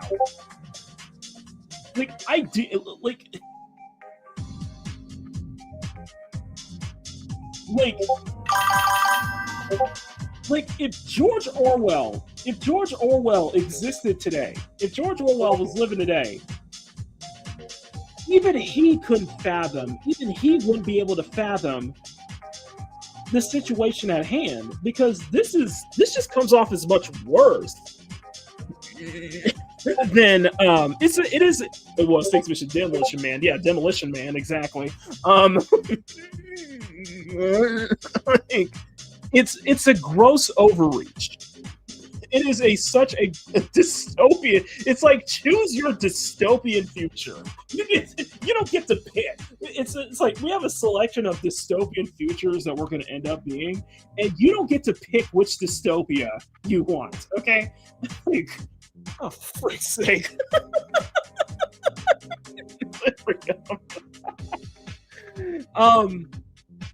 They are doing this because they can't control the information anymore. Their corrupt leadership is losing the information battle. I totally agree. Morale is making the school absolute censor. Pay attention to the issue boiling out of Brazil. You see the pattern they're playing on the EDU. The globalist, socialist, totalitarians will never rest. Never. Therefore, we the people in both U.S. and abroad must be ever vigilant. Brazilian judiciary maniacs with God complexes without access to psychiatric medication because they judge that medication is anti-democratic, ultra-radical, coup-mongering extremists. Exactly. This is somebody needs to interview. This is a colossal L. This is a colossal L. That judge, and yeah, Keir Starmer can screw off. Keir Starmer can promptly act off. Like, I wouldn't be surprised. I know we have to go into politics, but I would not be surprised if the next person in line, if he's voted out, only to have Nigel Farage voted in as the next PM for UK. I would not be genuinely surprised, because this whole thing with the Online Safety Act is backfiring on him. It is backfiring because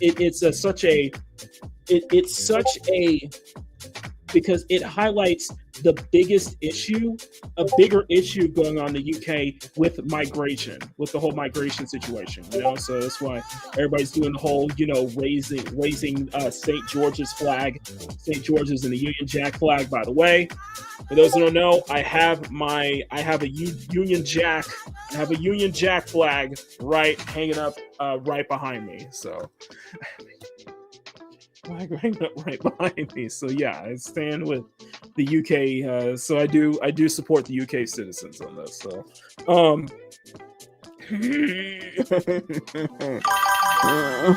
brothers and sisters, Brazil doesn't even disguise its dictatorship. No, this is very this is tyrannical. It is, a lot of stuff what's going on here is seriously tyrannical.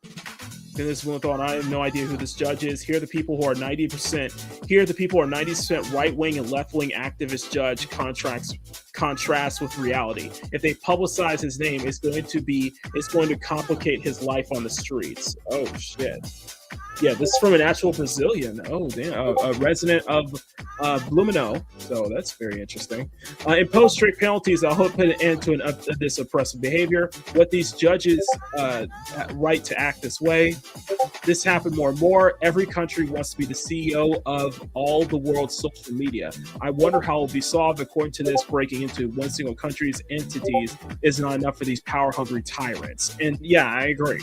And this isn't a... This isn't a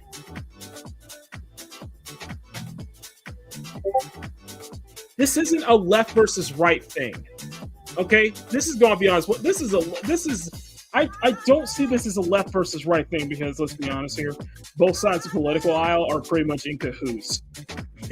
Both sides of the political aisle are pretty much in cahoots for the censorship. It's just, this has gone insane. It's gone insane. That's why I think I don't care if it's, that's why I'm just like, I don't care if this stifles my channel or anything. I don't care, or if that is, if people have a problem with me talking about this needs to get out. The word needs to get out on this. This is important. You can't just come here and tell me this isn't a big deal.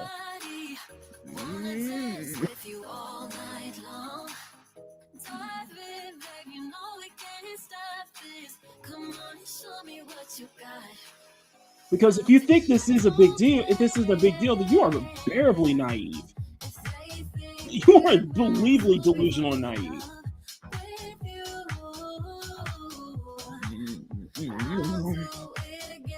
Sorry, it's just getting crazy. But actually, there's another article. Now, I did hear this from Smash JT, so shout out to Smash. But this is actually ongoing from another article in here. So I'll put a full link. We're not going to read the whole thing, but this was all the way back in June. This was all the way back in June. So check this out.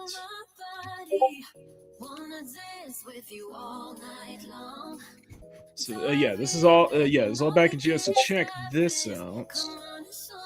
Brazil's Supreme Court rewrites the rules to censor online speech. Oh no, is there a video? Oh, okay. Well, why not? Why not? It's an AI generated, so but let's listen. Rules to Censor Online Speech by David Insera, published on June 27, 2025, by the Cato Institute. This audio article was produced by 11 Labs using AI narration. Brazil's Supreme Court finalized its decision to fundamentally undermine Brazil's liability protections for platforms hosting online speech. The ruling continues a series of decisions by Brazilian courts to act as unaccountable prosecutors, judges, and legislators who have seized the right to determine what online speech is allowed. And particularly relevant to Americans, it clearly shows the importance of liability protection to resisting censorship and promoting free expression online. The 8-3 ruling scraps major portions of the Marco Civil de Internet, a law passed by the Brazilian legislature and signed into law by President Rousseff in 2014. The core provision of the law generally held that online websites and platforms were not liable for user-generated content posted on their sites, commonly known as intermediary liability, with a few exceptions. The Marco Civil was inspired by the U.S.'s Section 230 of the Communications Act. Yeah. With this ruling, the Brazilian Supreme Court has decided that the Marco Civil was allowing too much speech the court considered dangerous. And even though the Brazilian Congress recently debated and rejected as a certain Romanian troll would dub, the speech of hate, the speech of hate. changing the Marco Civil, the court decided that to protect fundamental rights and democracy, the laws duly passed by the elected representatives of the people of Brazil need to be replaced by a system that places less value on free speech. Instead, the court institutes a broad liability regime that holds online platforms liable for a swath of serious crimes, including anti-democratic acts, hate speech, terrorism, support for suicide or self-harm, or various sexual crimes and child pornography. At any point in the future, the court can find that a platform has allowed too much hate speech on its platform and hold it liable. The court also creates a notice and takedown regime for any other unlawful acts or fake accounts. Anyone can report such content to a platform, and the platform must promptly remove it or otherwise be liable. What this means is that platforms must proactively remove a lot of speech that the court considers most harmful, and they must remove even more categories of illegal speech whenever someone reports it to the platforms. There are many problems with this approach. It forces platforms to review millions of posts every day to discover items not against their policies, but against the laws of Brazil. Moderators and AI enforcement tools will be expected to be experts in Brazilian law, and because that simply isn't realistic, companies will be forced to aggressively remove any content that they think might come close to violating the law. Various types of mental health content could be removed for fear of being viewed as supporting self-harm. Content that is critical of Israel or Hamas might be considered hateful speech and therefore removed. Content criticizing police violence against civilians might be considered anti-democratic or inciting violence, and we know this will result in vast over-removals, because that is exactly how companies currently handle notice and takedown regimes, such as under the Digital Millennium Copyright Act. I'm just saying by that token, by that token, by that token, then the Brazilian government would be going after Twitch, because Twitch has a certain content creator on their platform has been promoting that kind of same rhetoric by their accounts. Of course, I'm referring to. Let me say it properly. Hamas, Adolf, Osama bin Laden, Baby Oil, Diddy, Epstein, old enough to count, old enough to mount. I support the Houthi terrorists 10 toes fucking down. Gila Klein, Ethan Klein's wife, is a valid military target. Piker. Just saying. DMCA. This new liability regime also means that political censorship and bias will have a big impact on content moderation. Platforms will have to consider not only what various laws say, but also how the current government or court wants to interpret them. Content that opposes the current government or that criticizes the actions of the Supreme Court might be considered anti-democratic and so preemptively removed. Content that speaks about Oh, I also forgot, Mr. I need the actual proof of the Israeli women who were raped during the October 7th attack, despite the fact that the women in October 7th were actually raped during that attack. Piker, just saying. LGBTQ rights or legislation may be removed if powerful politicians or interests think it is hateful, and political actors will game the notice and takedown regime to report content of their political or ideological opponents as unlawful, forcing companies to mediate such political disputes under penalty of liability if they leave up content later found to be illegal. And just in general, this entire regime means that companies have to spend a lot more money and resources handling legal challenges to their content moderation decisions. That might be manageable for bigger companies, but certainly not for smaller companies. And of course, this decision did not come out of nowhere. The Brazilian judiciary has seized the authority to investigate, jail, prosecute, censor, and otherwise punish speech that is viewed as a threat to democracy, even if it involves silencing journalists, elected politicians, and large tech companies and platforms. They have often done this in secret and with little due process. In short, in the name of democracy, the Brazilian judiciary has aggressively censored democratic debate and discussion. The lesson of Brazil is one worthy of heeding. Even if you have the most noble intentions, such as stopping legitimately bad speech or trying to protect democracy, holding online platforms liable for this, or trying to protect women and children, especially trying to protect children online. Just saying. Speech of users will result in political censorship, increased removal of ordinary speech, and harm to smaller companies and competition. There are many efforts in the U.S. that try to follow the approach adopted by the Brazilian judiciary by undercutting the liability protection offered by Section 230.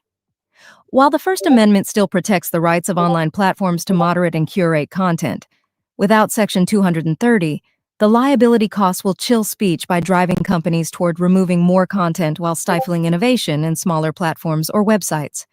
Rather than follow Brazil down its dangerous and increasingly authoritarian path, U.S. policymakers should embrace and protect free expression online through robust intermediary liability protection. That was Brazil's Supreme Court Rewrites the Rules to Censor Online Speech by David Insera, published on June 27, 2025, by the Cato Institute.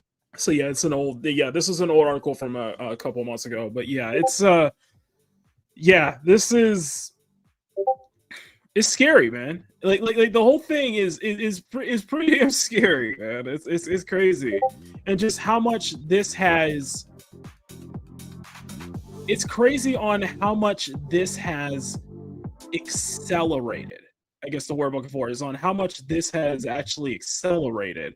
If you know what I mean, and how much this is accelerated. It's just It's insane. It is absolute insanity. So anyway, let's go ahead and so I'm still kind of working on getting these flats ready. I'll blow myself up here. And actually, what I'm gonna do is I'm gonna filter this window. Let me do a window. Keep this workspace. Let me do a new window. And what I'm gonna do is I'm gonna move this to the side, and I'm gonna take these. So to the top, I'm up to the top left, so that way we have. So that way you guys can see in all of its glory. That's why you can see the bottom right. You can see the. Okay, so let's take a moment to just kind of see what everybody's talking about. Bringing this up. I'm sure we are back. Oh, we're going back. Okay, Seth, good to see you. What's up, working down? World government. Fallout is a matter of time. Yeah, the Fallout timeline. Behind you, Marcus is a sleeper agent as well. The Matrix and Terminator stories are the same timeline. Listen, all I'm saying is, whatever dystopian future we end up going into, it's not going to be as cool as you think it is. It's going to be as cool as you think it is. Let's just put it that way. It's not going to be as cool as you think it is, okay? I'm just saying. It's not going to be as cool as you think it is. Like, this is me. I'm just saying. It's not gonna be all as cracked up to be. Somehow Cyberpunk looks much more positive. So somebody was saying, you know what, maybe Thanos had a point. He just executed it wrong, you know? Elizabeth says, I love Union Jack, love Lush. My fans have relatives on my father's side who are immigrants. So yes, nice. The other countries that had guns should never have given up their guns to the government. Yeah, right. Yeah, Maki does that full win. Maki does the full Winter Soldier. If only, Bob Bear. If only. Just carrying out like assassinations and shit like that all the time, but nobody thinks about it. I'm a sleeper agent. This isn't even my real body. I'm like not fat. I'm just very buff. I just wear the fat suit.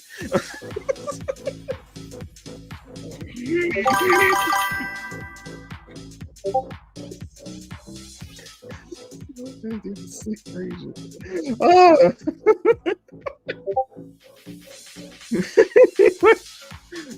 Jesus, what else is he talking about? Oh my god. You have the oligarchs in the World Economic Federation to play their hands for all to see. I don't want to think about a nightmare scenario where we're past that, but we're past that point now. Yeah, we are. Remember in Brazil, they tried to censor Twitter for misinformation. Of course, Brazilian Miku is my favorite. That's exactly Argo. Hey, Argo. Safe harbor provision of the CSA, right? I love our little Romanian troll. You go me exactly. It's fast-paced now. Arbitrary speech laws. This is big tech arbitration and internal service. I'm streaming this week, but slacking overtime. It's killing me. I resume.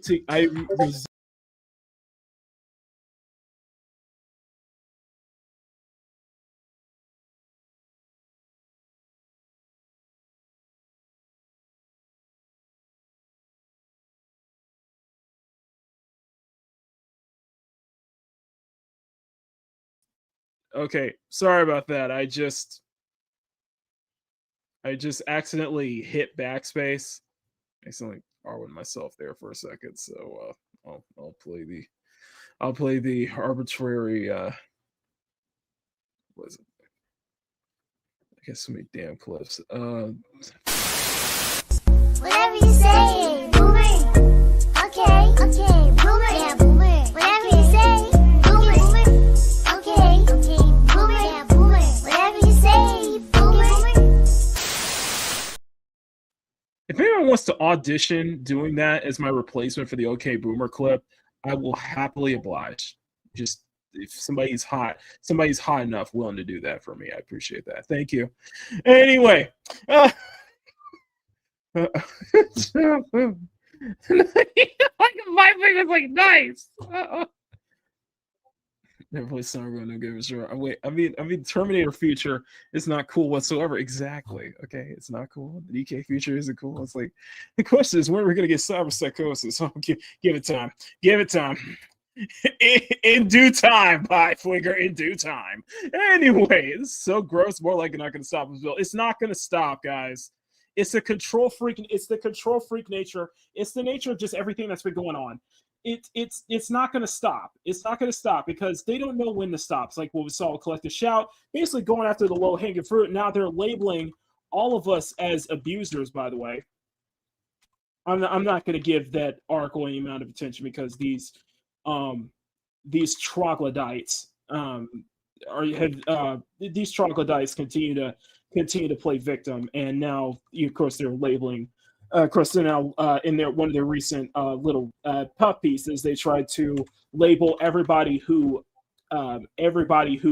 defended the material defended the material's right to be on Steam.io. They're labeling all of us as abusers now. So yeah, your boos mean nothing. Your words are invalid. Your words are valid. You're pathetic. In my eyes. Just saying. Oh my god. It has been. Oh my god, it's still under 2 hours. We hit all the topics within 2 hours. Damn. We hit all the topics under 2 hours. Holy crap.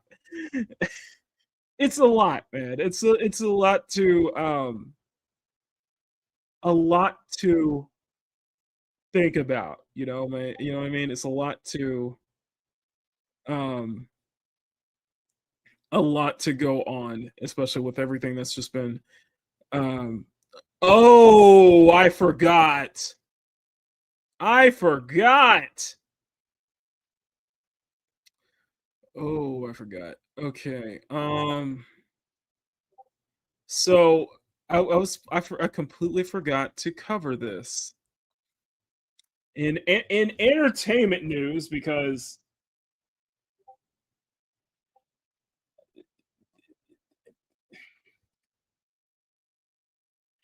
I have to ask. I have to ask. I have to ask this honest question here. So, I have to ask this honest question here. Okay, I have to ask this honest question here because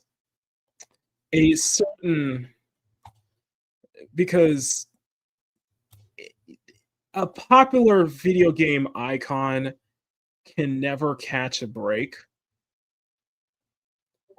And no. I've listen. American Eagle. Okay, let me tell you something, Power.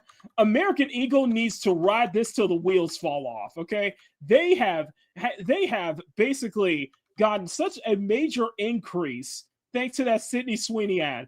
And even Sydney Sweeney herself is like shutting down anybody asking her about the American Eagle controversy because she has a movie to promote.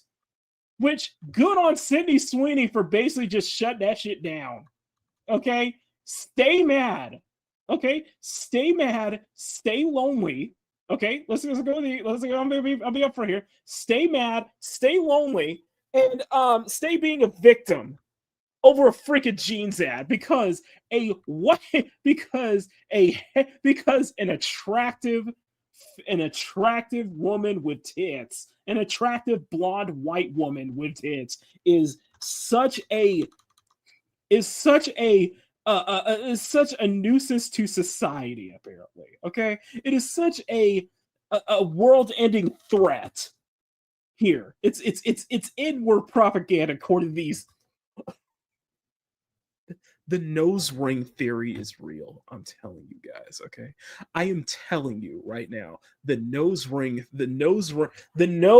septum pierce conspiracy is real, okay? The septum pierce conspiracy is real.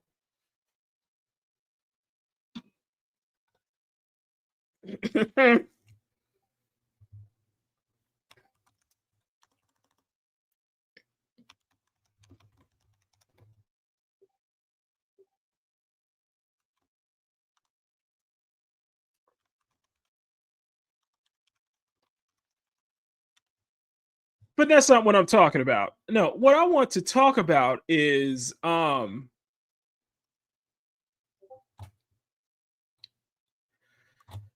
if you guys saw the news, if you guys heard the news,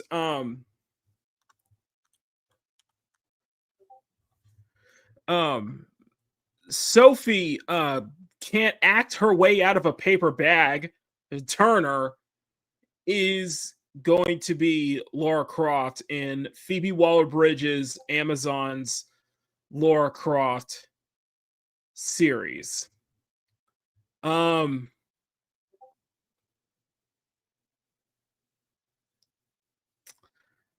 going to bring this up. This is from discussing film. Go ahead, check those guys out. This is from Discussing Film. I'm going to share this. Let's share my entire screen here.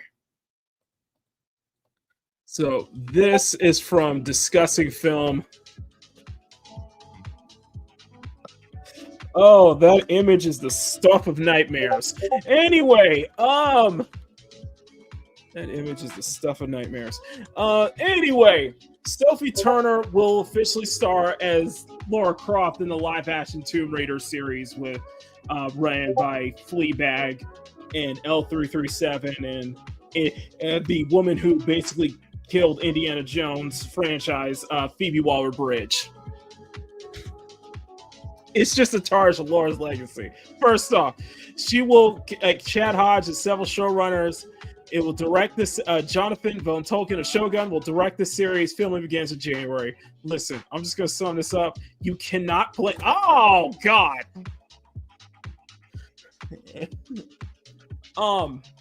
Listen, you let's break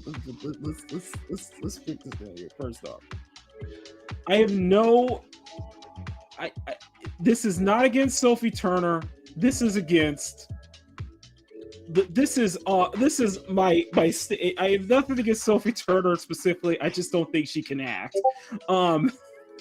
Outside of like Game of Thrones, I don't think she can act. So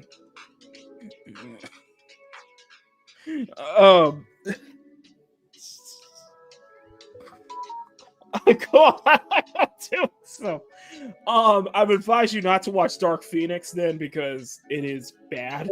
Dark Phoenix is bad. No, it's not as bad as Mom Bear's favorite film X3, but it is bad.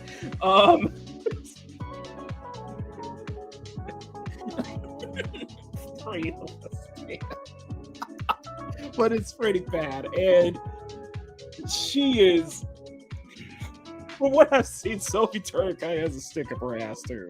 She's kind of a diva in a way. Like I said, it's not as bad as your favorite film, X3, Mom Bear. Anyway,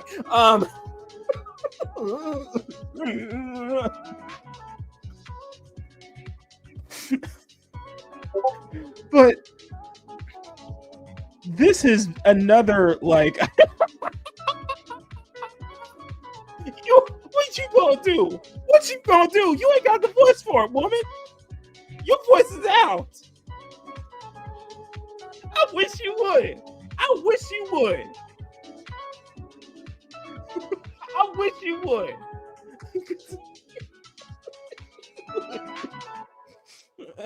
Anyway. Anyway. Listen. I've covered.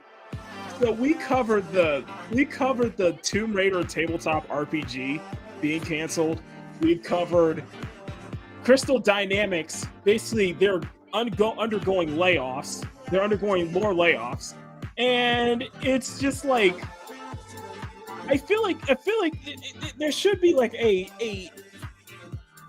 wake up call here in thinking that the Lara Croft, it's just, I think as a property, as a franchise, they don't understand Lara Croft. They don't understand. It's not that they don't understand Lara Croft, is that they have such a disdain. Whoever is running this, whoever is running the games, who's ever running the shows, the property, they have such a disdain for classic Tomb Raider because they know classic Tomb Raider will be the most iconic. It will always be the most iconic Tomb Raider. Okay, it will be the most iconic version of the character. They can't change that. Okay, everything else is a derivative. Everything else feels like a derivative. Every other iteration of Tomb Raider feels like a derivative. Feels like it's just riding on the coattails of the classic trilogy, okay? Lara, in her pixelated titties, okay? In her triangle-sized titties are iconic, okay? You have to live with that. Just live with people are going to want classic Lara Croft to come back. She's gonna get overwatched. Like, you can't. You can't. Okay. So, like, you tried before with Alicia Vikander in another in the second third live action adaptation, which was based on the 2013 reboot.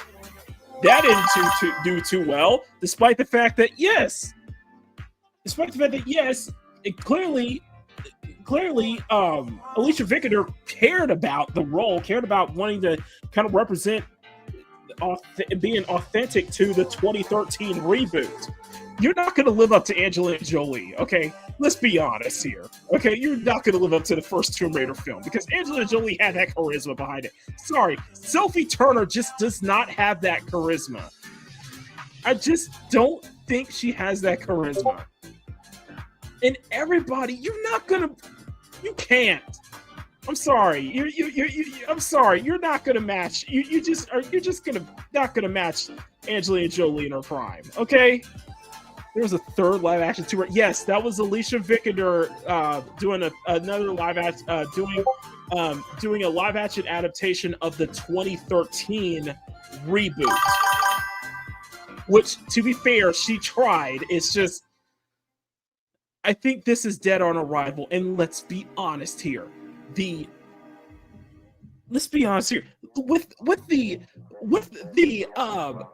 Phoebe Waller-Bridge. I can hear my Pete Gaming thing play right now.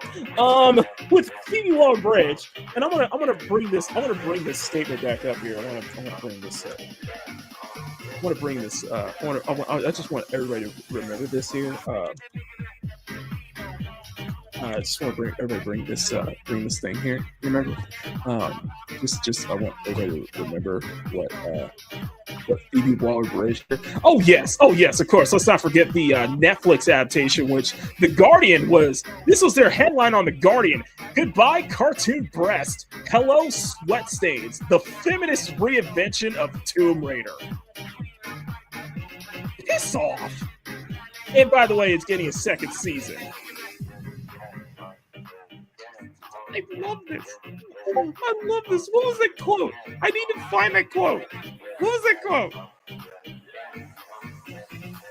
Where's that quote? No, people on bench was like, boobs are having large breasts in Lara Croft is unrealistic, apparently.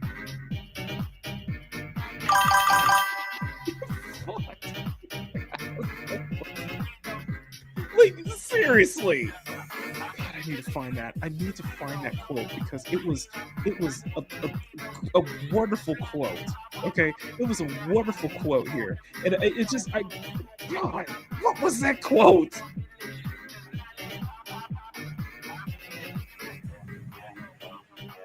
She made on this quote a couple years ago about Lara Croft has having a large-breasted Lara Croft is like unrealistic because she has to fit into tight crevices and shit like that. I'm like, oh, fuck off.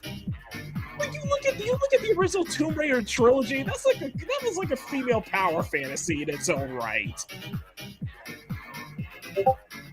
Like people genuinely want classic Lara Croft, okay? Polygon pays it all. Like, dude, classic Lara Croft is iconic. Okay, it is iconic. Like, and it's just like they're just like purposely trying to turn Lara Croft into this major feminist icon when she already was a feminist icon. They tried to change it to where she's not raiding tombs. She's the quote-unquote seeker of truth. She's seeker of truth. What the hell is that, man? What the hell is a seeker of... What the hell is a truth seeker? And let's not forget how many times have they botched Lara Croft in recently. Let's go through it. Let's see.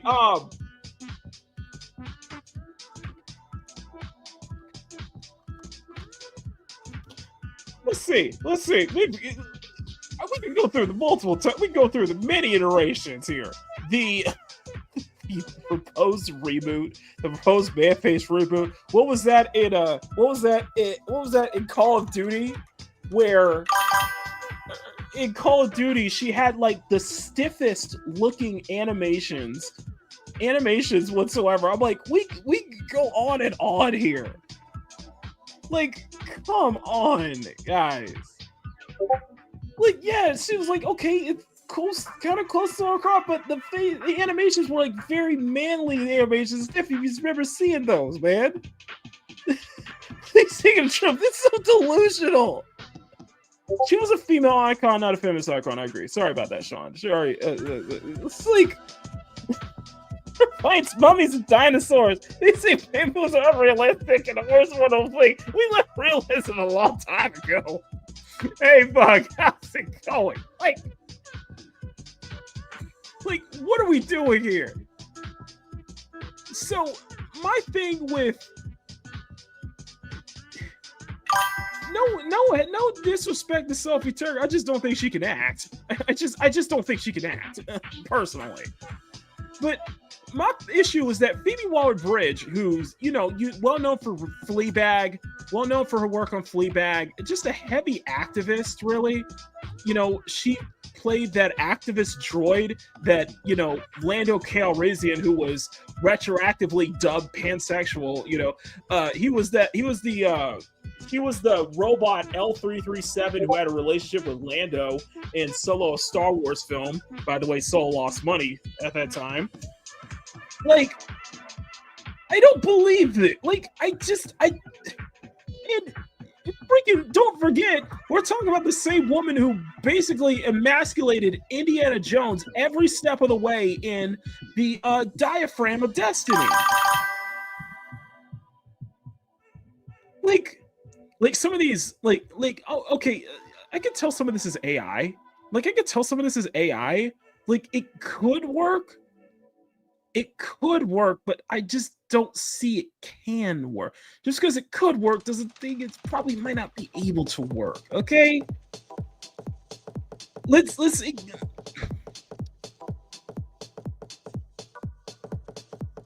I just don't think she has the body for it. Okay, she has the athleticism for it, obviously. But come on now. Can you really see that as Lara Croft? Especially with Phoebe Waller-Bridge as the writer behind this. No, don't trust Phoebe Waller-Bridge at all. So this is not a knock on Sophie Turner. It's just the writing team. I understand that the director has some strong credits behind it, but the writing team. But it's the writing. Don't think it's not going to be another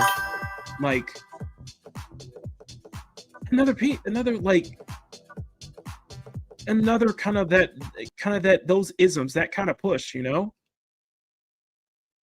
It's just not gonna work. It ain't gonna work, man. It can't work. It ain't gonna work, man. Woo!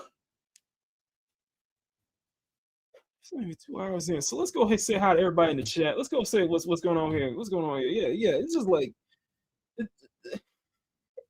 Taco Bell.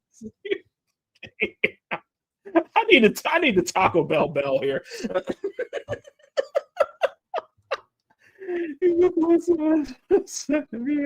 Yeah, just like this is what you're gonna focus anymore. Emerald, that is absolutely diabolical. Okay, that is absolutely diabolical. Oh, okay, that is diabolical. Let me tell you, boobs is not attractive.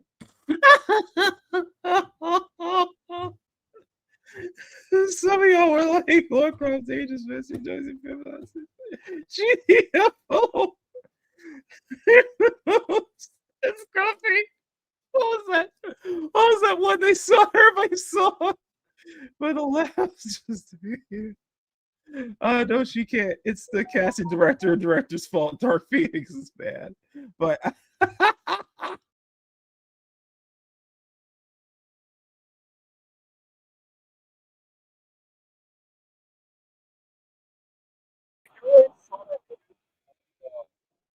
everybody saw that image of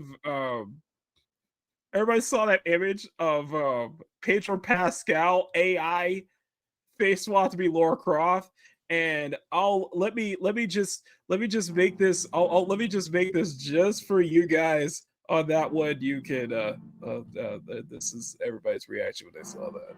Where is it? Oh! Ew! Dude! What the fuck? Sansa Stark is not Lara Croft, okay? Like, she was good in Game of Thrones, but to be fair, Game of Thrones is an ensemble, okay? And Game of Thrones is an ensemble, so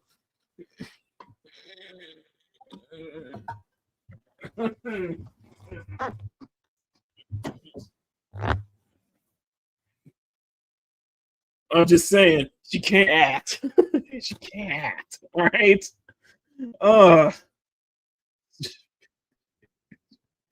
Women not jacked up.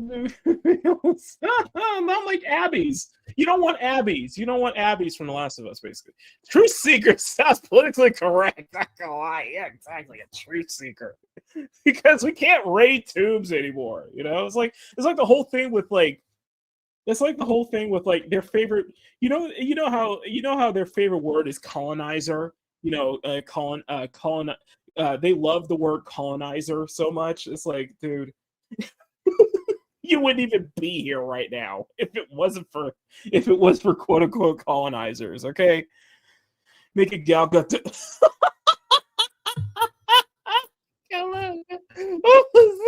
Sean, what was that? Sean, what was that? Kal-El, no. God, that was so bad.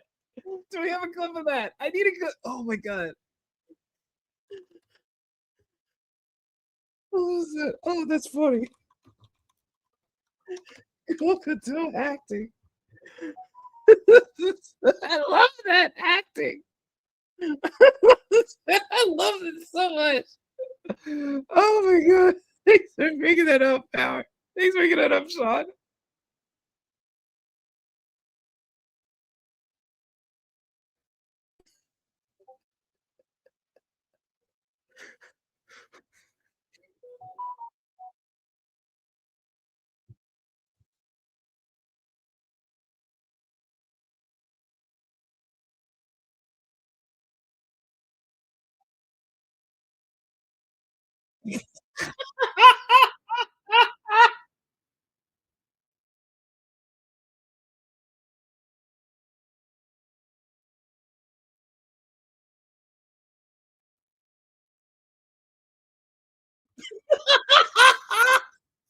Oh, so bad. I'm sorry.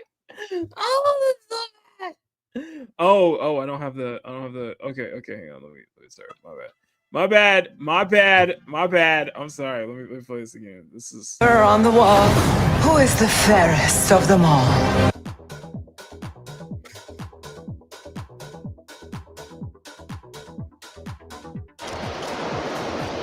No.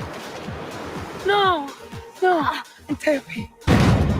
Max Lord, you're putting yourself and everyone else in grave danger. I need you to give me the stone. What happened to it? Theirs and maybe countless more. We don't have time for a control group. Is it a risk? Yes, but it's necessary. Why? Because of your guilt?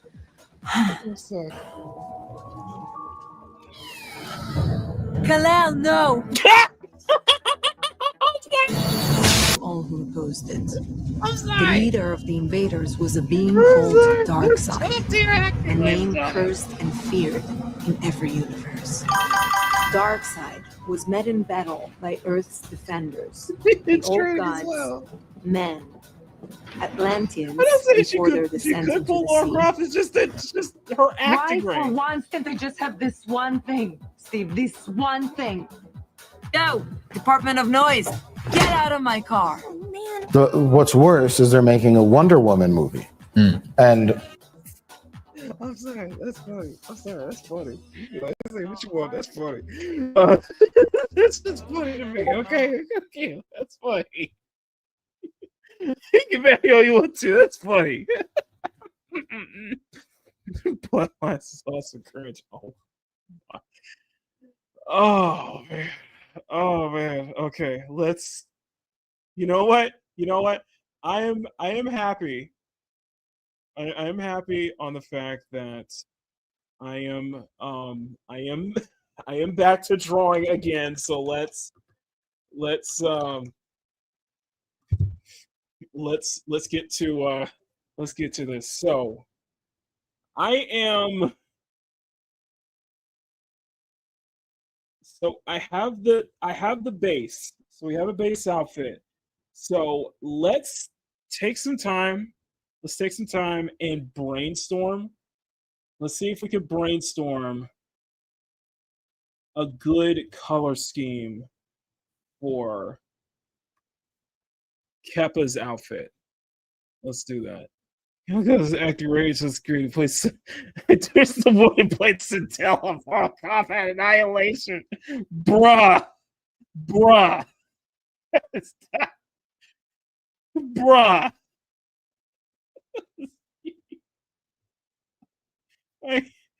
It's absolutely diabolical. Oh my god. Make it good. Okay, let me go. Let's go on this. All right. Oh my god. This is very much it was back then. That's true, but damn. But damn. Bollywood wins in the end. Bollywood does win in the end, though. That's a good point. Bollywood does win in the end. Oh snap.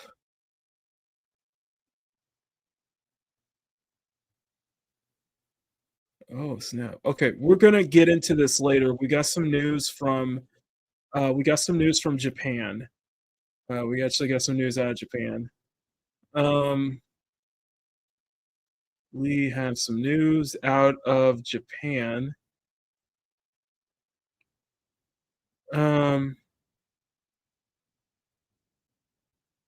Okay, let's focus on this. Okay, let's focus on this. Okay.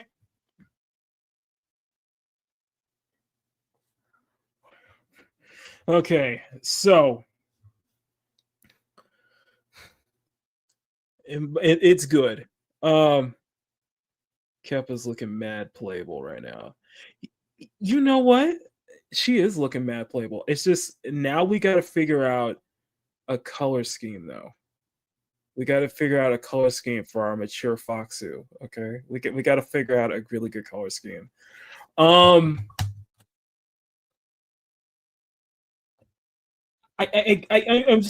tempted in wanting to follow suit with what we have follow suit with what we have. Hey, Ron, hey, Mars, hey, guys. So I'm tempted to follow suit with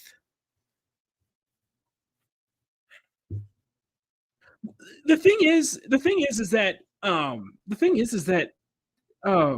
whatchamacallit, it doesn't have a distinct the thing is that like Peak Gaming doesn't have a real distinct color scheme unless you count the like unless you count the background effects. I guess we can use that as a base. Let me open up like Peak Gaming for a second. So like where's my Peak Gaming? Where's my Peak Gaming thing? Peak Gaming points. Unless we do like, okay, so like this is our background that I use for Peak. You see this all over. Unless you want to implement that kind of color scheme, which is looks like a mix of like red, orange, peak, and I guess pinks, blues, maybe pinks, blues, and orange, maybe something like that, or maybe we could do something with the black and have a quad, color scheme, a 4-color setup. I'm genuinely thinking of having white as the primary color. Having white as a primary color with just accents, I guess you could say. I guess with different accents, I want to incorporate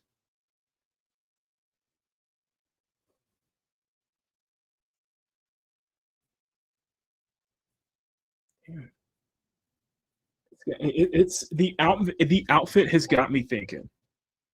The outfit has got me thinking.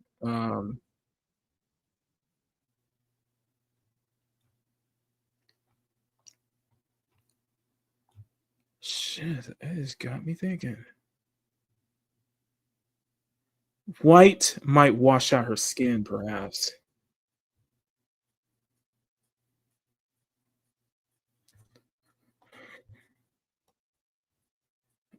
This is I'm gonna be thinking about this now. I'm here thinking about it because we got 24. We got 24 likes, guys. Let's get to 30 today. You guys are freaking amazing, guys. Smack that like button, make it jiggle, all that good stuff, man. You guys are freaking amazing. And thanks for having me run this solo. So thanks for letting me entertain you guys this afternoon, just by myself. It's you guys have been really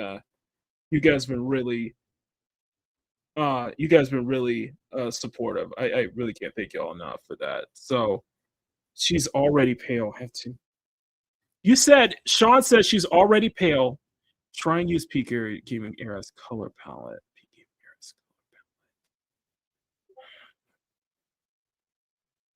It feels like I would default to white.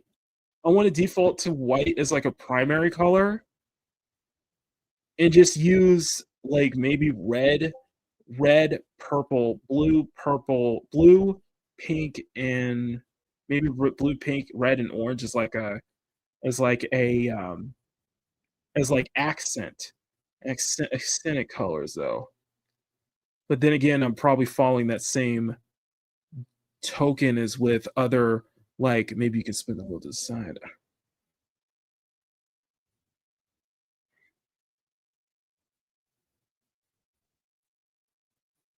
Let's see.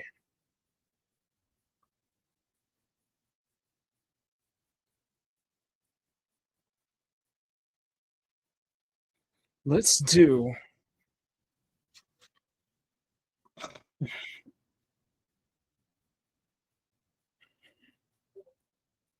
if we do what, it'll be too much like Eve's Neuralink suit, which I did grab from there. Oh, I forgot a color. Here. Hold on.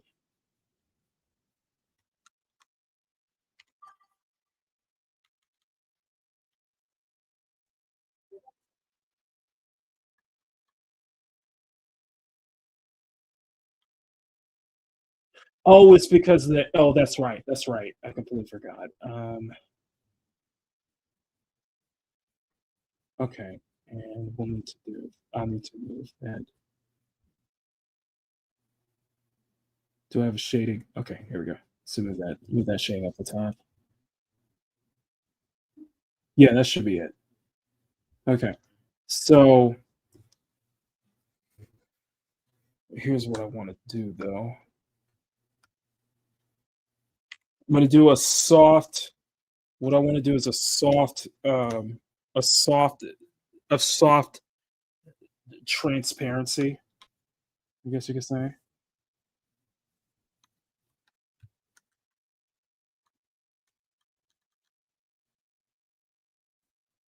So her skirt, the front skirt is actually transparent.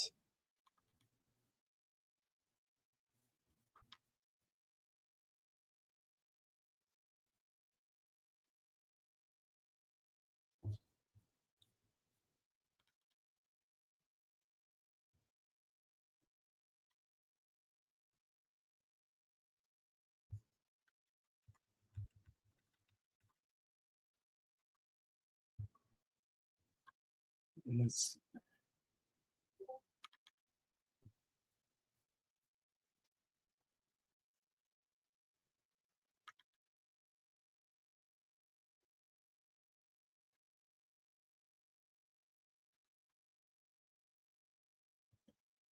there's a train.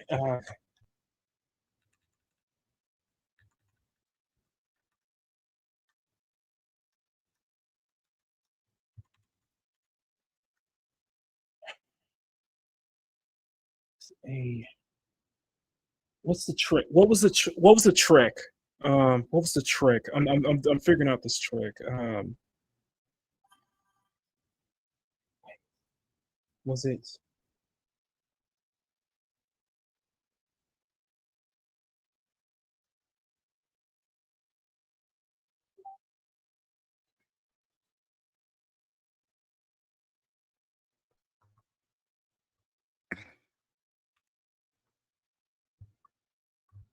I'm trying to figure this out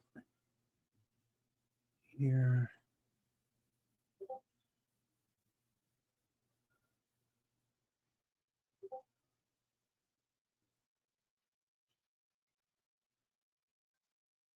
Here.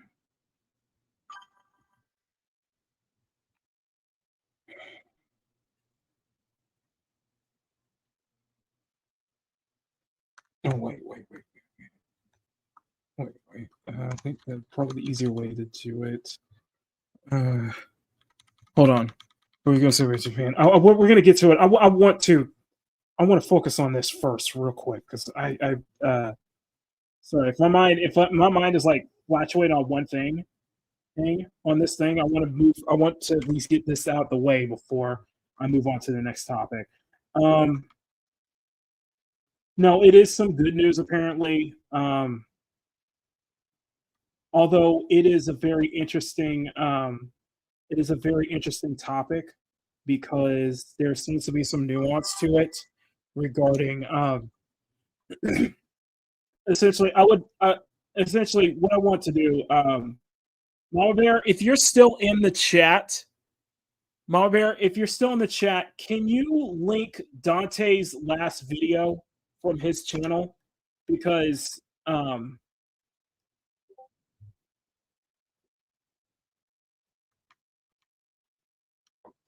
yeah, I was gonna say if you can please link Dante's Power Mama Bear, if you're still in the chat, can you link Dante's last video? Because I want everybody to make sure everybody sees his video, because I think it's a very because this whole thing with the migrant situation in Japan, I think there is some nuance to it, and I think that it's not completely. At least the show on a good note. Okay, yeah, it's not. I'm just saying. Yeah, if Power or Mom Bear, if you guys can link Dante's video, his last video regarding the situation going on in Japan, I would really appreciate. Grumpy, if you can, please do so. Essentially,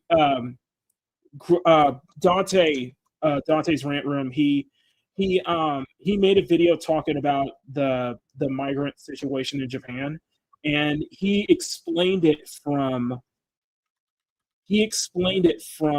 his point of view because he's Nigerian. So yeah, it's like yeah, it's a I think it's a very good watch. Dante's rant room. I don't know if Ma Bear or Power are still in here. They're probably idle right now. But Dante's rant room. Yeah, he makes a really good video on it. Essentially, I saw this on Pirate Nation Twitter. Apparently, the person who was advocating for it is stepping down. I guess due to I don't know if it's due to the massive backlash that they went through, and of course there was a huge of course there was that protest in Osaka. Protest. It's let me just in the meantime, while I do this, let me just go ahead and just bring this up in the meantime. I don't want to feel like you guys are. I don't want to waste your guys' time. I don't want to feel like I'm wasting your guys' time when I try to bring this up. So, Japan's Prime Minister Shigeru Ishiba, who recently expressed plans to import millions of Africans, Kurds, and Muslims to enhance Japan's tolerance, has announced his resignation. Yeah, people are like, there's still hope for Japan. Good. Instead of Demion, I shall enhance the tolerance for millions of least tolerant people on Earth. It's in a country where they still have honor Canada's leaders don't. They still have plans for mass migration. Traitor. People did not like that. I think what it came down to that people really, really did not like. And I think that's what caused that huge protest in Osaka. There's protests going all over the world right now. And I understand that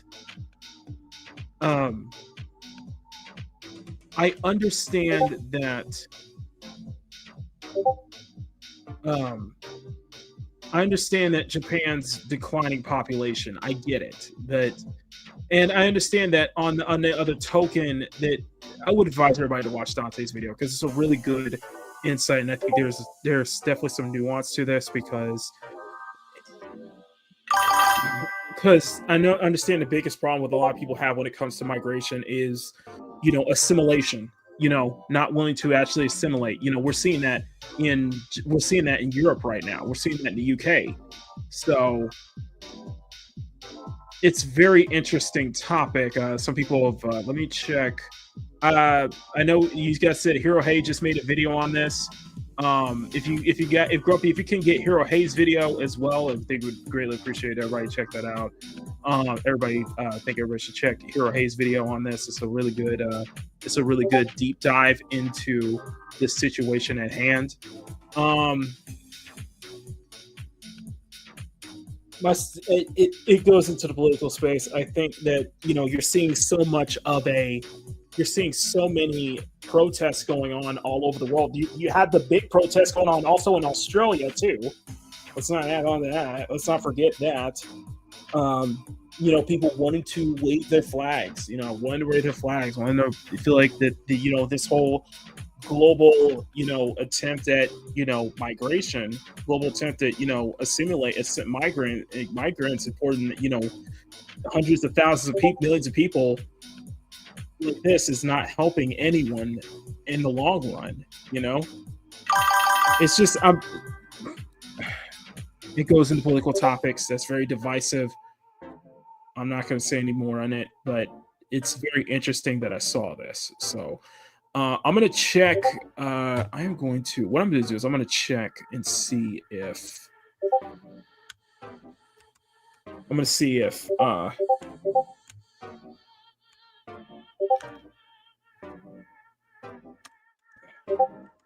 going to check to see if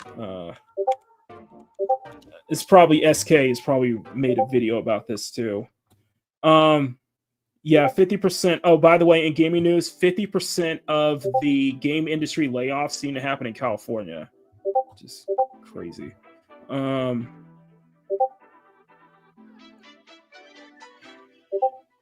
I'm checking the private ones. Yeah, this was reaching a critical point. This was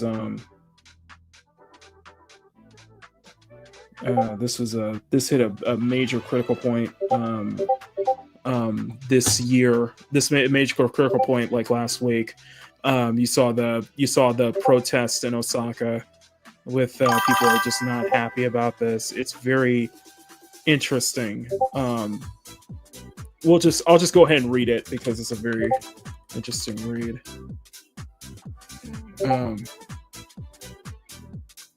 Okay, there we go. I'll just go. This is a very interesting read. This is from and Pippa's trending. Not surprising. Okay, Pippa's trending. Okay, so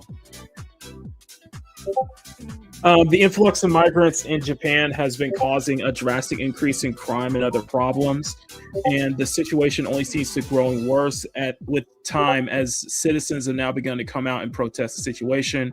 Videos have surfaced online of yet more migrants causing problems of violence amongst the Japanese populace. We saw some wannabe Johnny Somalis going on there too. Protests have emerged as a result of the migrant situation. Yeah, it's getting crazy. Japanese girls on TikTok have even begun talking about the issue, and high school girls have come out in public against it. Kurdish man arrested for essaying an 8-year-old. A 12-year-old had an altercation in court as his mother. The Kurdish man arrested for essaying an 8-year-old and a 12-year-old had another altercation in court as his mother disrupted the procedure by yelling he didn't do anything. It's also believed that there is a propaganda wave happening in Japan attempting to make citizens believe the country was built by immigrants. The actual pushback seems to be happening at an unprecedented rate, at least compared to the West, but the matter is a vital one as it could lead to defamation, what's likely begun in America, and is reaching a turning point in Europe. Yeah, it's a heavy topic. It's a heavy topic. It's a heavy political topic. I'm gonna get into this. It's just weird. It's reaching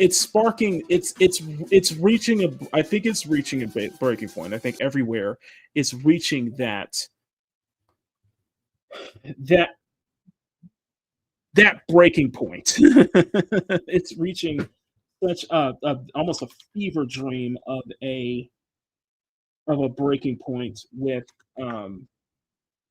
what's going on, and it's very interesting to see where this will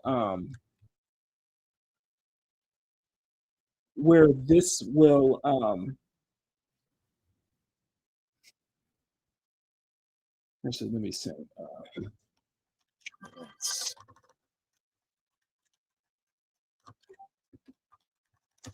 transparent skirt. Okay, so we'll do this transparent skirt to make this a separate layer, and I'm gonna think of this right here, but I'm gonna set the let's set the multiply.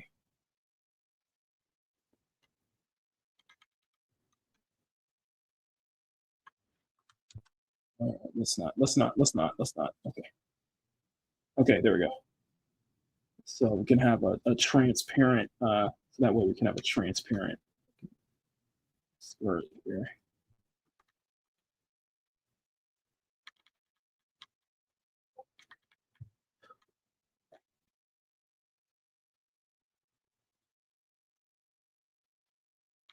So just like this.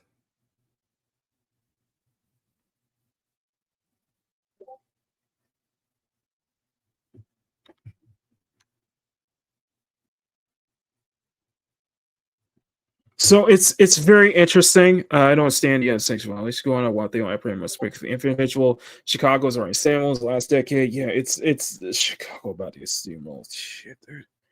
dude.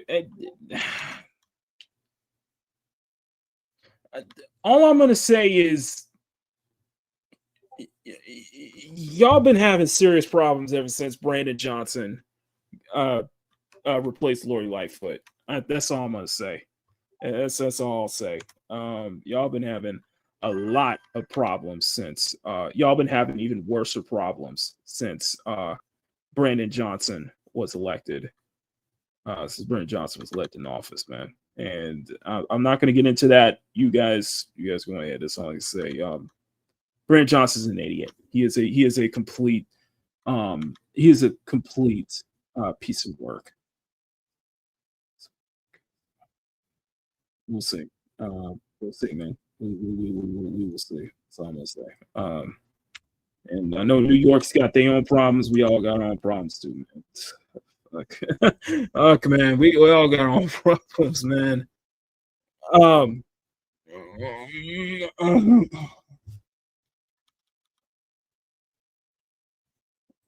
Okay.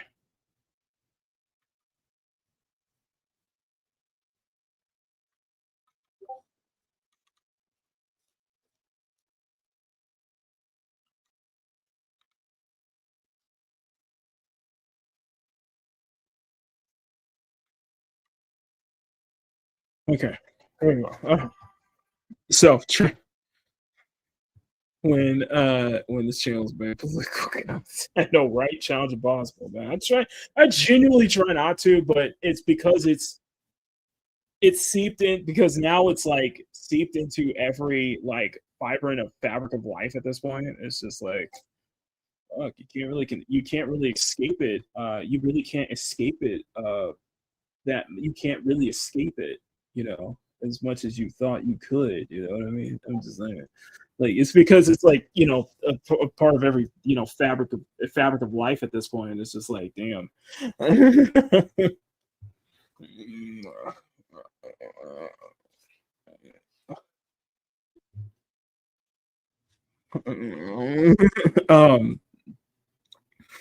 Okay, so let's get back into let's focus on this right now, because we do I am trying to figure out a really good really solid way to implement the color scheme here. I know it's very tech. I know it's very more tech-ish, very anime-like. That's true. That is true.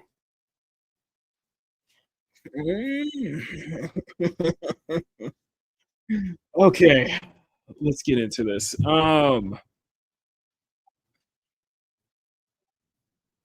Let's do for starters, let's do a white, maybe let's put these two in the base here. So this will be base. This will be base. This will be the base, right? So let's make a details.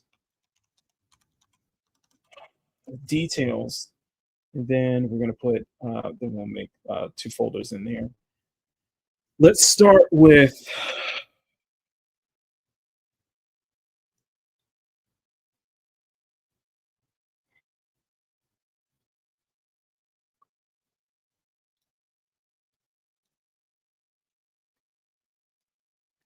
Maybe white can be a primary color.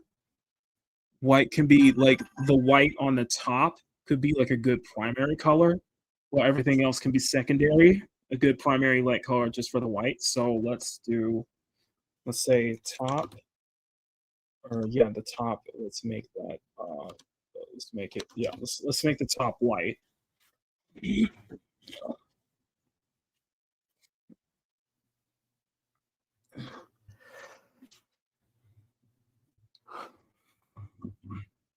Let's make the top white.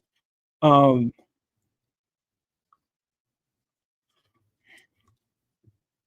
let me like it.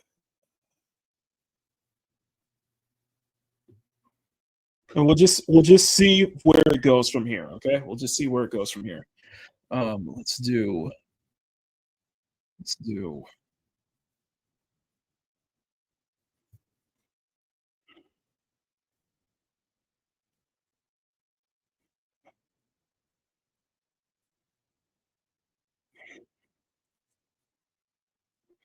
This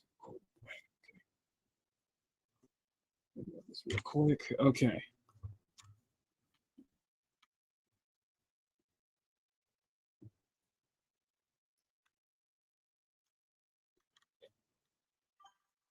Let's start from here.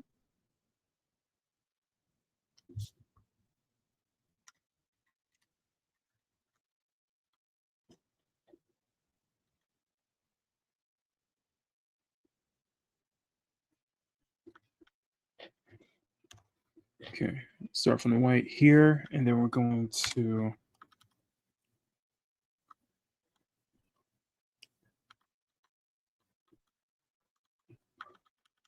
I think the one thing we don't want to do, one thing I don't want to do is over design it. I don't want to kind of overdo it on the details though.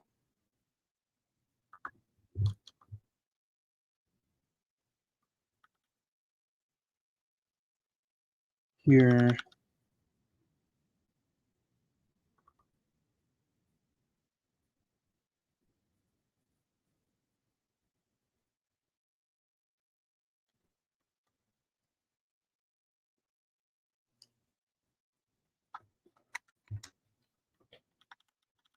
Here.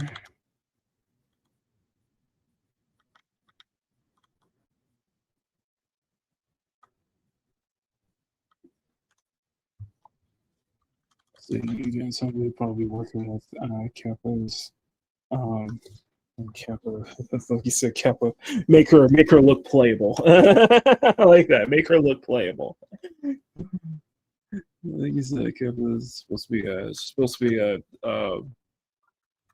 be an adult. She's supposed to be a mature.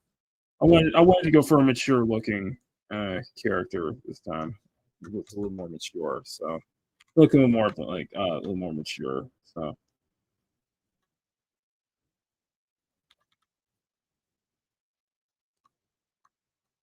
it was heavily inspired by Evelyn's I guess it really just shows how much of a fascination I have with Evelyn from Zenless. It's like being one of my favorite characters in that game. So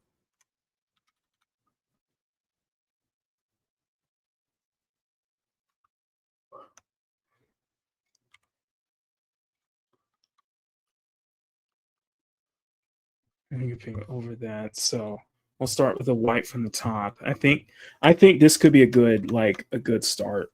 I do think that this could be a really good start on the outfit. Let me know if you guys think let me know if you guys do think if you guys think the same thing. So you see here.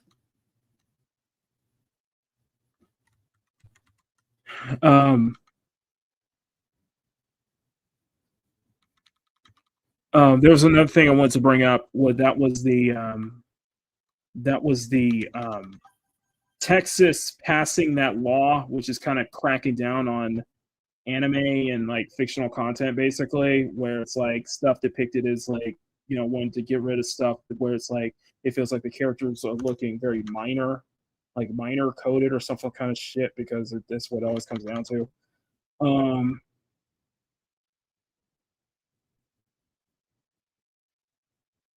So this war with Patreon and the artist too.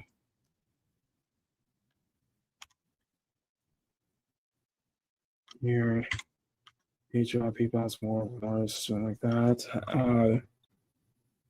I wasn't able to get rid of my PayPal. I was not able to get rid of my PayPal completely.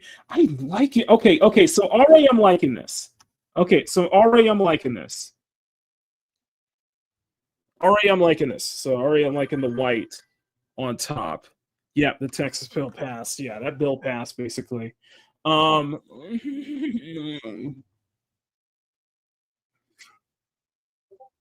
Okay, so I am liking that. I am already liking this already. So I have it start with a good white, a good solid white. It's kind of like the start. The kind of base color that'll be for the top. Now let's move on.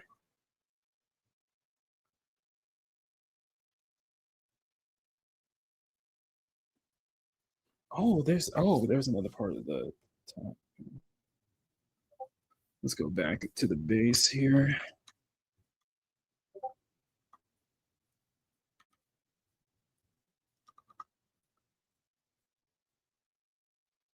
Here.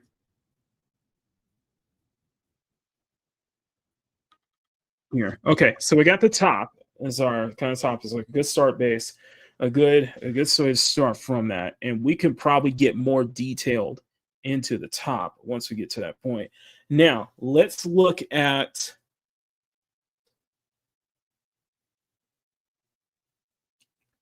this. Let's look at the straps next.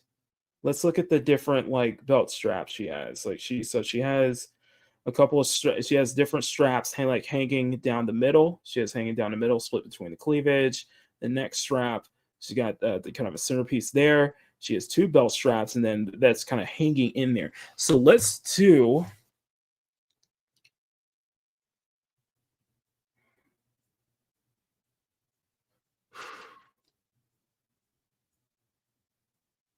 Let's do the inner top next. Let's do the inside. So white is our first primary color.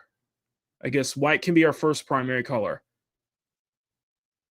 I am leaning towards either having I'm leaning towards a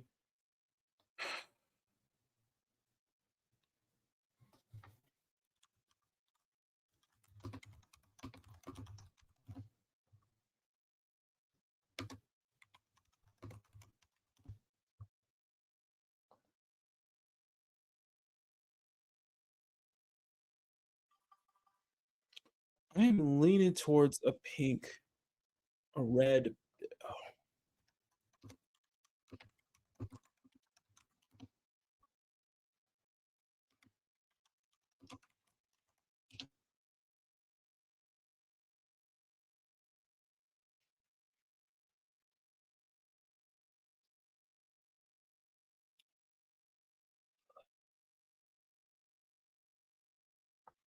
Okay, let's throw out what could be a good inner color, a good secondary color. Let's start. If you guys want to throw out some comments on the secondary color, and referring to the bodysuit underneath, the bodysuit inside, what would be a good, just overarching secondary color for the bodysuit underneath? Let me talk. I'm gonna clean this up quick. Orange. Oh.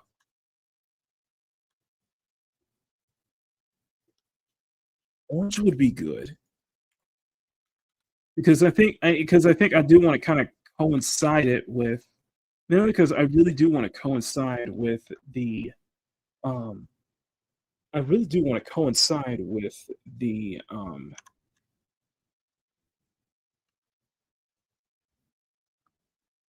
because I do want to coincide with the coincide with maybe Peak Gaming's color scheme.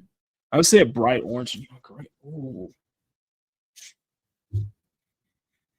Okay, let's do. Okay, all right, Kepa. Let's do orange. So this will be. What we can do is we can do bodysuit. Bodysuit, like the main bodysuit is orange, but we can make like extra details. We could put like little. We can have some accents to that orange, so where it's not just one solid color. Sense to it, because I want to have like different accents. I want to have lettering. I want to have some actual lettering on here too.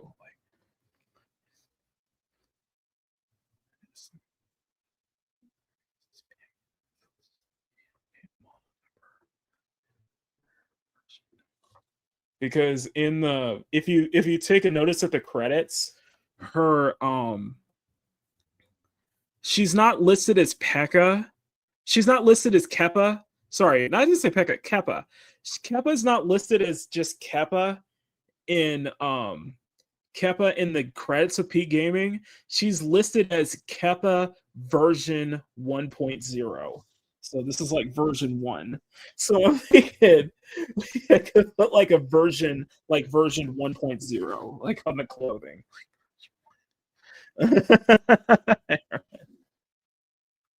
So let's do that. Let's take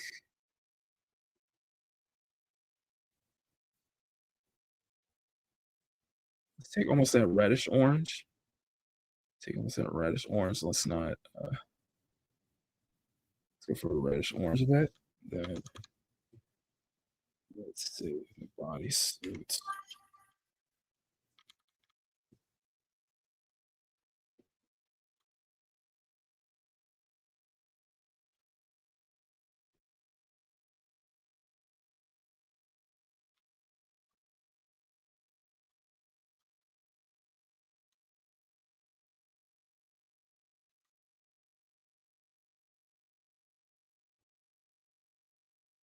It does make me wonder if I should peel the orange out a bit more, though. It does make me wonder if I should peel the orange out a bit more. But I think this can work right here. I think this can work. This can work.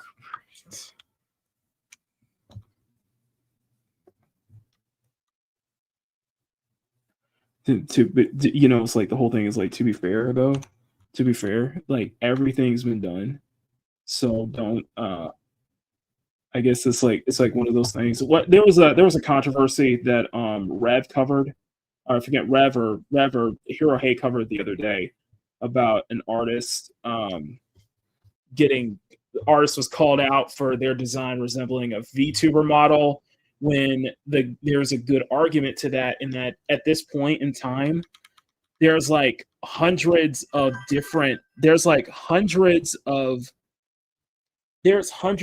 designs out there, all looking similar to each other. It's not that's just how it is. There's always going to be designs looking similar to each other. Like you look at a VTuber, I guess you could say you look at a VTuber model designs. They're like a lot of them can be look similar to each other. There's nothing wrong with that. There's some take these similar ideas, cues from others. It's not a end of the world. I guess the way I look at it is that it's not completely end of the world if it's not unique, if it's not as unique or it's not as stand out as you would want it to be, I guess. I don't know. I don't know. It's not. I guess I look into this is that, I guess I'm trying to look into this as like, don't stress out about it not being as stand outish as you want it to be,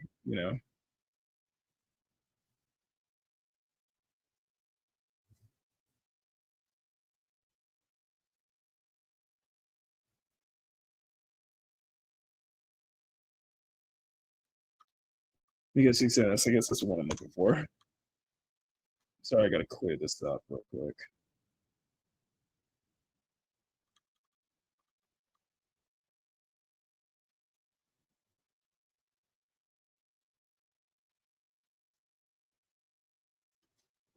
Okay, there we go.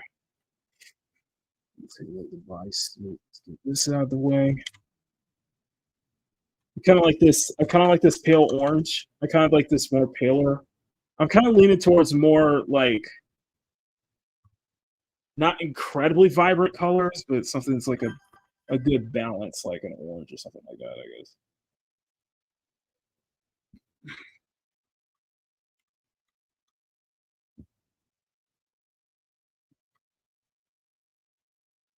And okay, it's going to be the below layer. Top is going to be the below layer here. Top's going to be the below layer. Let's let me change this. Let me adjust this window. New window. What we're going to do is we're going to move this over to here. So Kepa can have a more.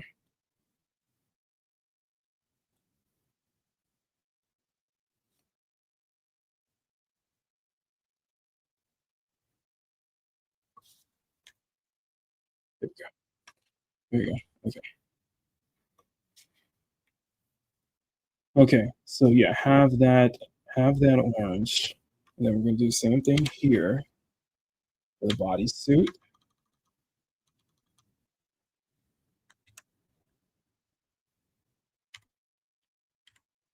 Okay, so we're gonna do the same for this bodysuit right here.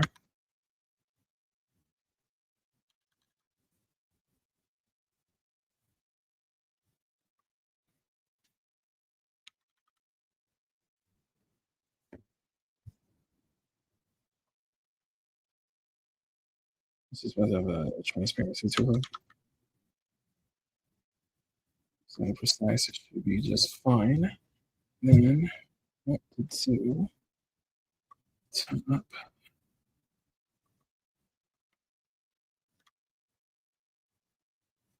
So then cover everything in. Because I did there's a thing between certain parts of they're saying Power saying there used to be a thing in certain parts of 2020 where indie scene must have been mentioned people work for your market because we're looking the same, not having exclusive group, yeah, power companies sell products more than designing same products. You asked for the artist where you know states like you'll never tell anything, guess who knows artists or something. Yeah, it was from a I think it was from a Hero Hey video I remember seeing the other day. That stuff was very interesting. I thought that quote was just like very interesting. Like, yeah, it's at this point we've probably seen every single design under the sun. So yeah, it's going to be taking course design cues, stuff like that. And, you know, let's try to make it. You know, I guess it might be at a point where I think we're just at a point in time where it's very rare to find something that is like nobody literally has never seen anything like that before. You know what I mean? I think this is my opinion. I think it's nowadays. I think it's rare. It's becoming a rarity to see something like that. In my opinion, I think it's becoming very rare to see that. You know, to see something that's truly, you know, truly unique, like truly original, like nobody has ever seen before. Like literally nobody has ever seen before. So it's rare. It's rare. Not.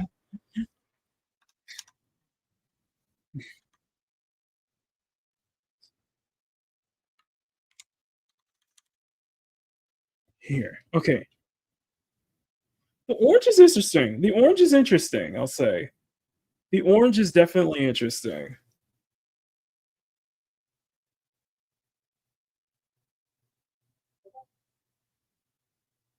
I agree. I agree. Grumpy, the orange is very the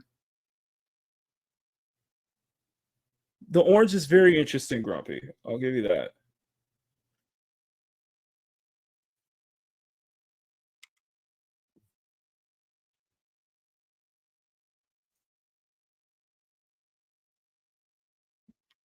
Peach Gaming.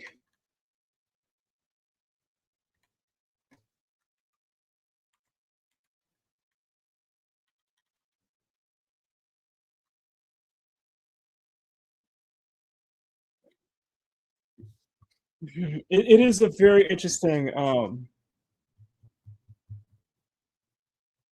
that is very interesting. I'll just say it's interesting.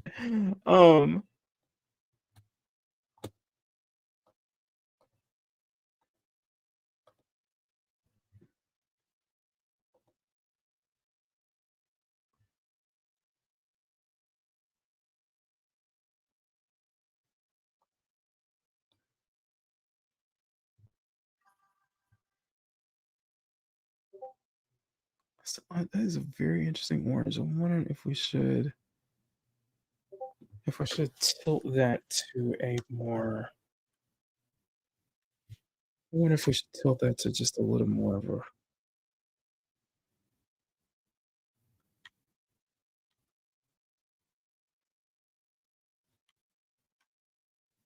This could work. This could work.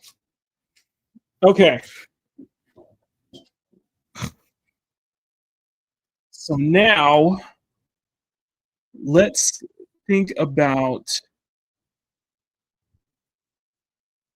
let's think about the straps.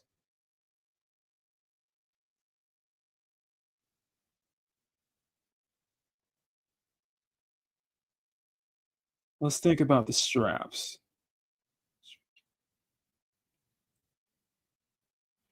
Think about the straps. Let's think about the metal pieces as well.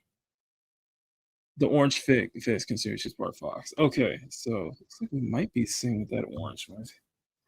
Okay, and we can, like I said, we can do accents. We can do accents that really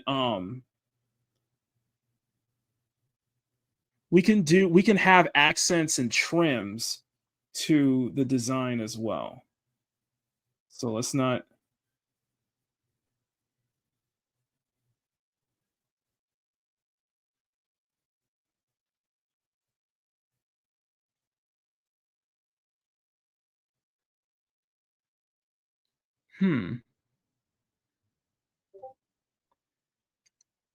So the next up is the straps.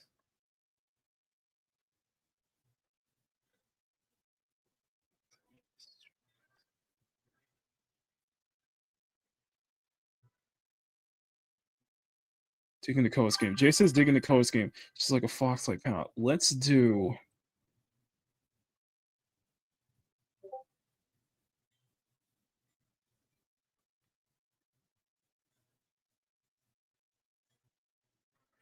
if we do a what if we can do a gray with what if we can have the straps a more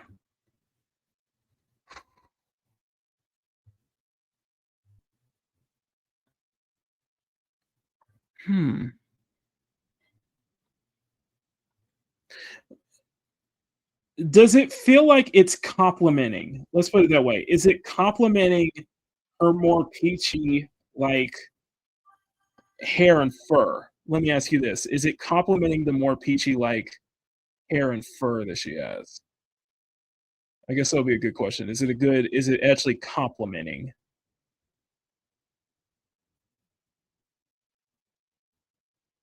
What if you do like silver? For this oh.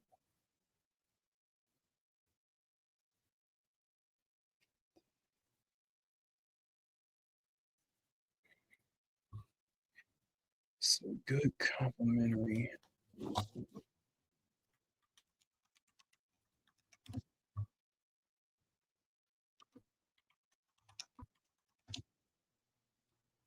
A good way to complement the peach.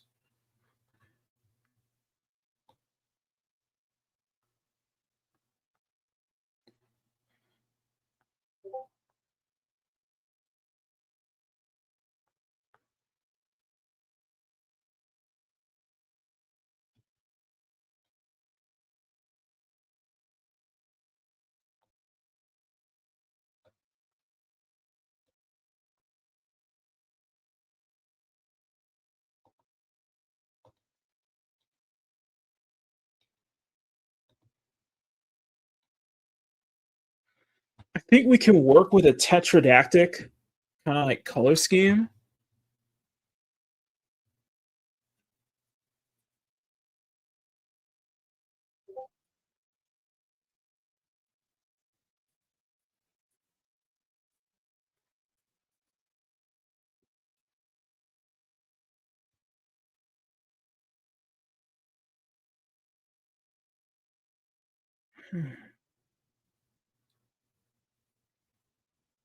See, I love it. See, I like this though. I'm gonna be honest. I like messing with this though. Let's look at okay. Let's just look at complementary. So, what complements that reddish? What complements that very pale reddish orange?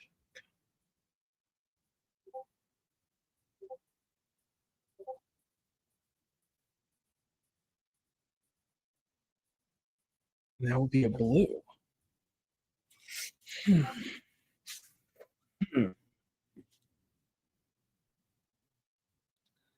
Let's do a.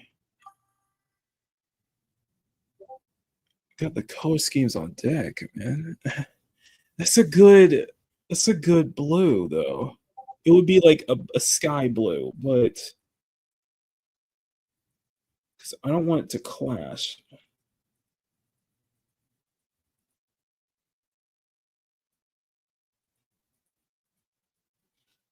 Right on the back, white on the back of the palms. Oh, like a back of the gloves, like a. Let's do so. No, because we're focusing on the straps now. I'm focusing on the straps. I think.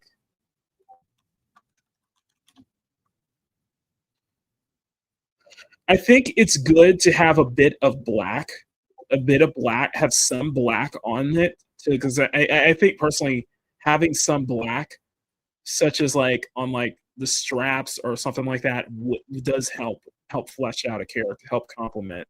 I think black can be good, really used as a really good color. A dark color can be used as really good to help complement other color schemes. But I think we might end up going with a 4.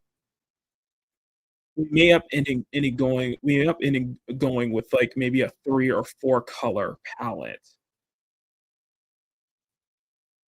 Maybe.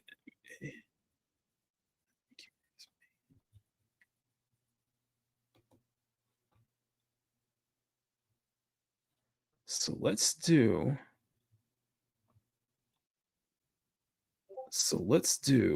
a. So this said blue. So let's do. I wonder if you select blue. So what if you do blue?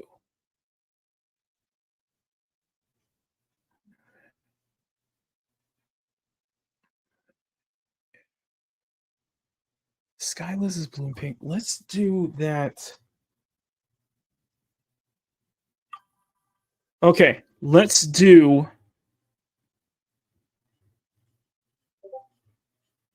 Let's do blue. Let's see how the blue looks. And let's do a. Let's take this rush and let's.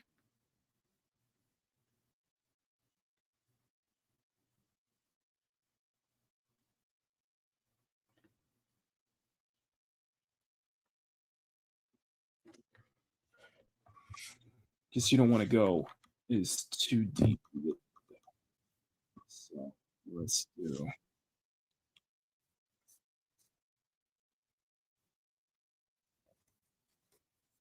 We'll just start from strap to strap.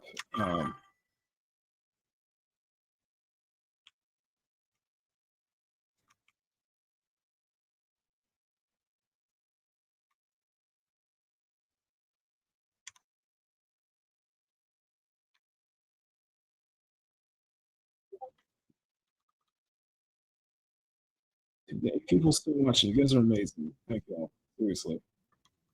Thank you so much. Smack the like button, make it you guys. I really appreciate that.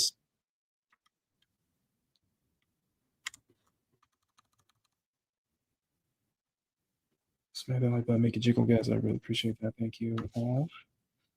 And let's do clean up this bodysuit a bit. Maybe that's something. Maybe that's something that completely just like is going to blow people away. But I think just general good, general good decisions. We can do. You can do a just general good decision making. General good decision making here. Let's get this baby to 30. I can clear this baby out to 30. Let's get to 30. Come on, let's get to 30. Get to 30. You guys are very interested by this. Okay, so let's do this. It's rain. And then let's go back to the straps. And I'm going to clear this. Clear this out. Sorry, guys, my phone's blowing up like crazy right now. I just need to. So our phone's blowing up like crazy right now. And my art. base, line art face, line art 1, 2 base. Okay.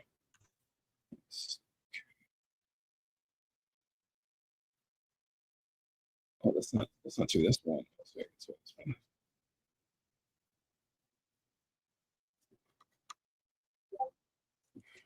Okay, and let's do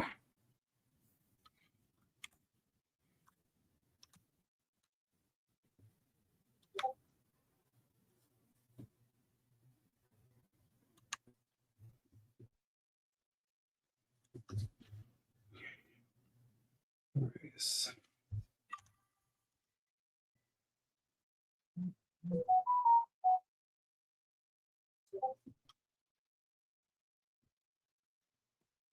Base. Let's get that base, baby. Get that base, motherfucker. Come on. Okay. Clear this out. Okay, there we go. Okay. Straps. Let's take this and let's flip it to that blue. Hey, Riot.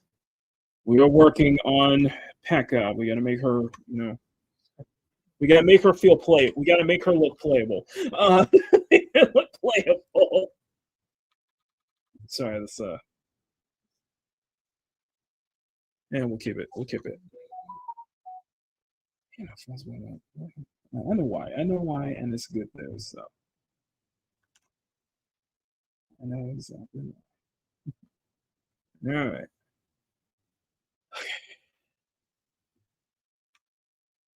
Because I'm thinking we can do.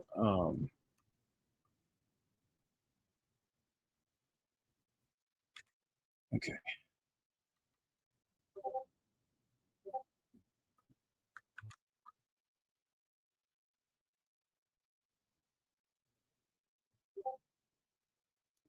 So we probably use them. There we go.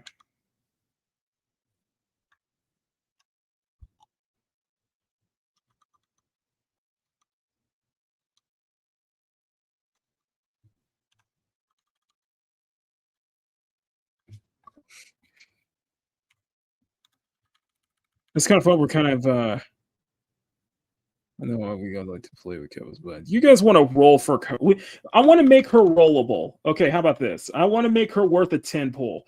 make her worth a 10 pull, okay? Let's put it in gotcha terms. Make her worth a 10 pull. Make her worth spending that 10 pull on, or maybe like make her worth spending 20 rolls on, okay? Or spending like 10 rolls. spending the free 10 rolls, okay? Let's put it that way in that context. Make her worth spending 10 rolls. Let's put it that way. You so confused. Oh my God.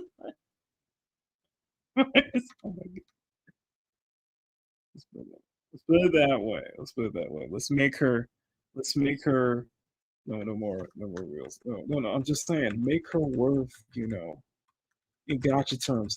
Make her worth make her an SSR. Okay, let's make her a 5-star. Let's make her a 5-star. Okay, she's worth pulling.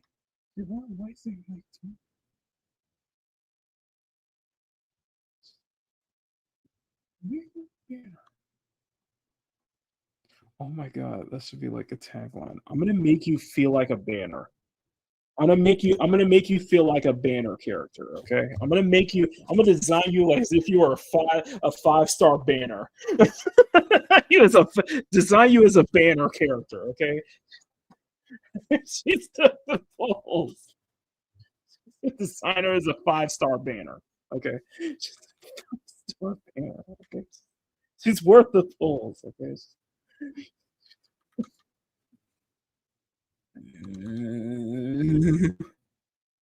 On that stupid wheel. Okay. You don't get what I'm saying, Mars. It's gotcha speak, Mars. Come on. Mars, it's gotcha speak. Okay, it's just okay.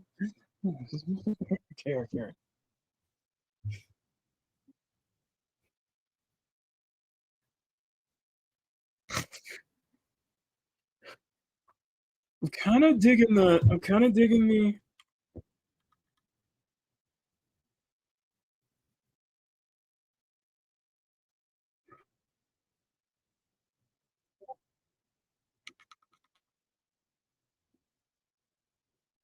kind of does. It kind of does. Because I'm so used to like black straps, but I'm wondering if I can do something with this. With the straps, though.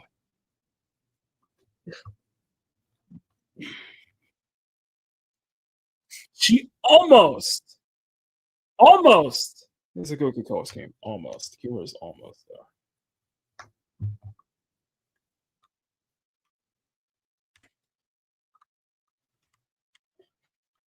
The question is it peak? Is she peak? Is Kepa peak though? Is she peak? Is this a peak? Is this a peak design? Have we reached the peak? Okay.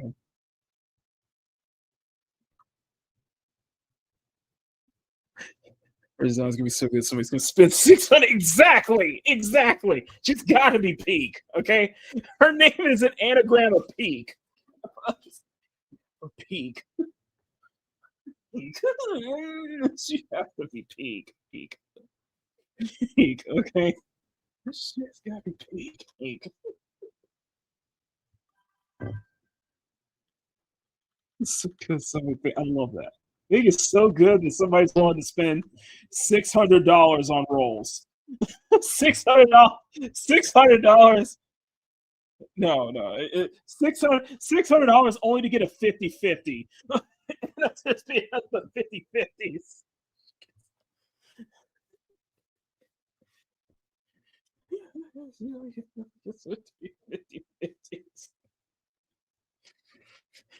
And he's spending that much money that only ends up being 50-50. He only gets them as 50-50s.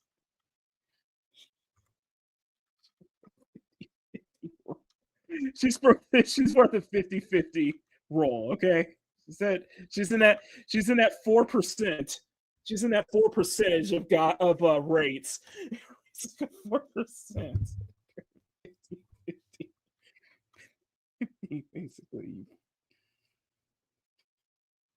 to allow you to ask her, to allow you to ask yourself, is she truly worth the unit you want? Is she truly a unit you want to roll for? You want to roll for, okay?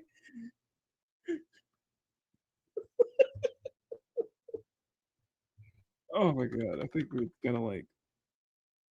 It's funny. It's like I saw I kind of like I booted up Zenless last night, yesterday for Peak Gaming, and I like the welcome back. I like that they're doing a welcome back event. I do like that they're doing a welcome back event. I do like that, and I like the little welcome back message that Wise gives to Bell, and I'm like, and it just it saddens me. I'm kicking myself again because like had I known how had I known how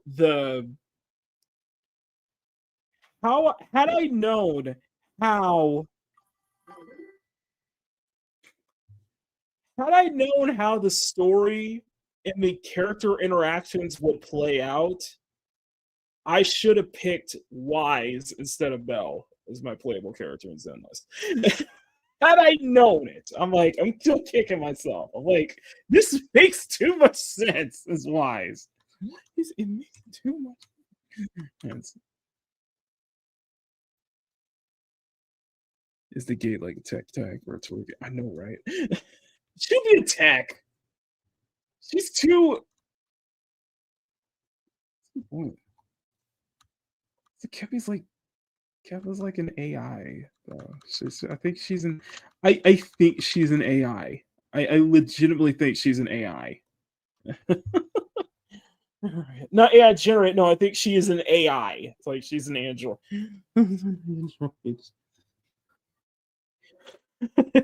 An AI program that's given maybe an AI program situated in a kitsune body. I don't know. I'm sitting in the parking lot. What should I have done for? It's like, let me ask you guys this. Let me ask you this, right? Let me ask you this: Is Kepa worth wasting all of your pulls on? Wasting like $60 on trying to roll. Let me ask you this, Cap. Let me ask you this, right? Is Kepa worth wasting all of your saved up pulls for?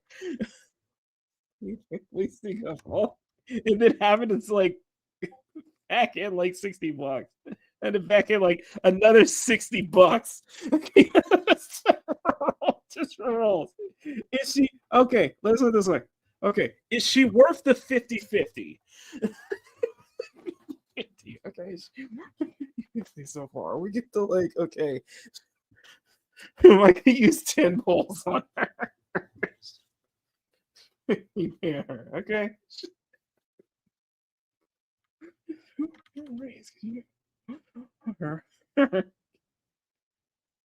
went on a freaking time. Like, it's gonna be peak, you know. It's gonna be. I could use the 100. I had used it. Um.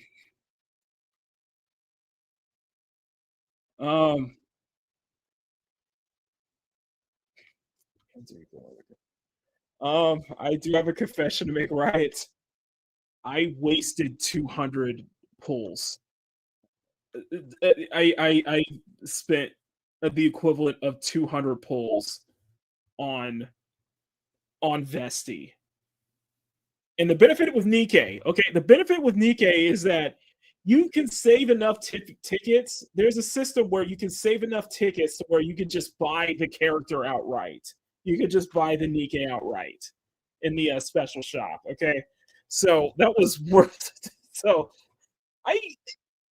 my explanation was I'm a big fan of Absolute. I was a big fan of Absolute, and I'm like, I already have Yunhua. And Emma. So I'm like,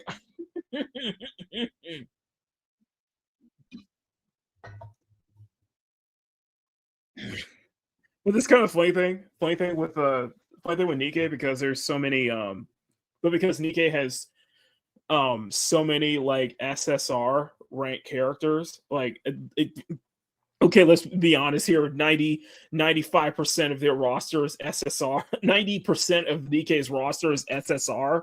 So because they have so many SSR Nikkeis already,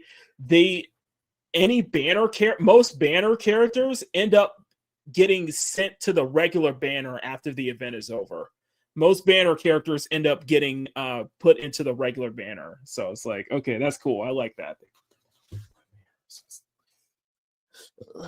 Because I ended up getting Sora, who was the previous banner before the previous banner. And just banner girls end up showing up. Yippee.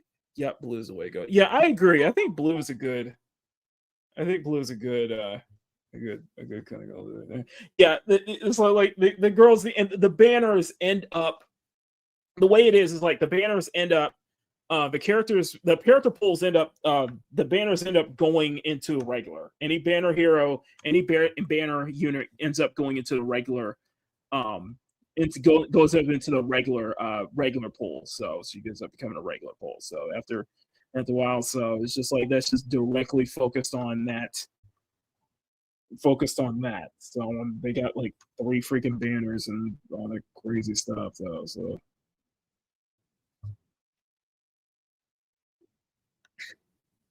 it's coming together beautiful. Thank you, Jay. Thank you. 80 pity. She's worth the pity, okay? She's worth the pity.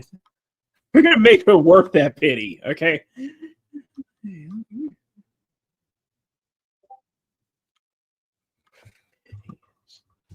Okay, so let's do. She's worth a 5-star pity, but if I lose, I stop. Aw, thank you. See, there we go. See, Kepa's worth a 5-star pity. Okay, she's worth a 5-star pity. That means we get really crazy with the. It's worth a 5-star pity. That means it's not. There you go. See, there you go. But no, she's gonna have some writing. She's gonna have some actual writing on her clothes, something like that, like Kepa, because it's. I'm getting that fox exactly. Also, I mentioned that she is an AI, or technically she would be an AI because in the credits, she's not listed as Kepa, but she's listed as Kepa version 1.0. Version 1. So there's going to be multiple iterations. I think throughout Peak Gaming's lifespan, there's going to be multiple iterations of Kepa. She's going to have multiple versions of Kepa. Version 2. This is the prototype. This is the prototype. She's a kitsune. She's not a furry. Sean, shut up. This is basically the prototype version. This is the concept of the prototype. Prototype version, you know.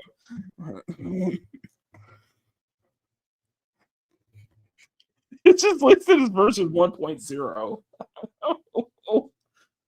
Oh. Last rerun Makini won the Silver Soldier. Let's find what the Makini is silver. No. I am going to wait until I go. I'm waiting until Miyabi is back again. I need that fox. Okay, I need that fox. I need my fox. I need that fox. Okay. How much art have I done that fox already? Here's a damn fox. Okay. She's not a furry though. She's a kitsune. It's a fox.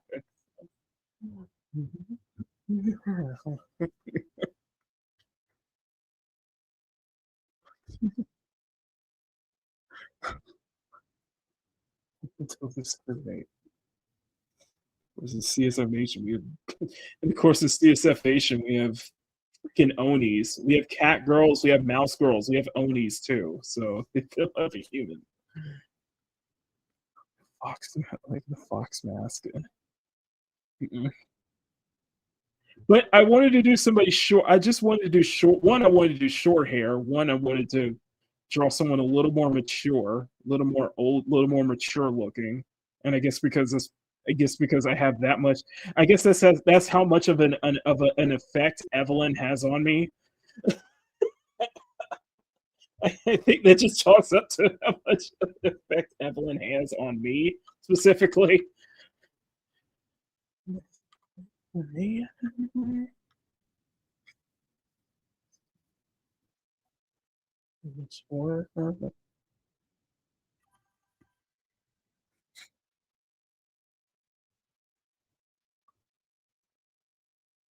I just want to do short hair. So I want to do short hair, like legit short hair, and legit. I don't have that many blondes, aside from like Squeaka. We don't really have that many blondes, and so, I guess.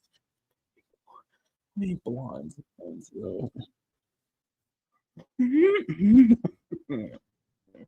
So, but you guys are like, let's go for a peachy blonde. Let's go for a strawberry blonde. And I was like, I'm kind of go for a peachy blonde. But then we kind of settled down the middle with a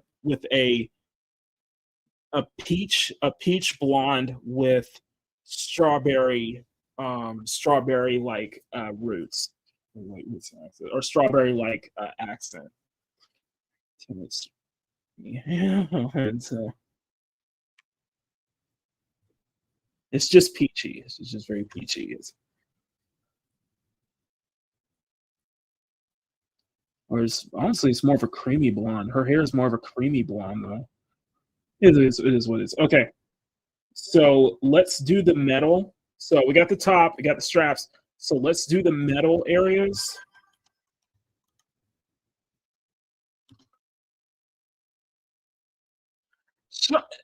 Pie Finger, you're just as bad as Sean. You're just as bad as Sean, okay? You're just like Sean, okay? Don't. You're just as bad as Sean, okay? Don't. Just Sean so up his own ass about it. Oh my god. Yeah, I'm just gonna grab stuff like this from let's do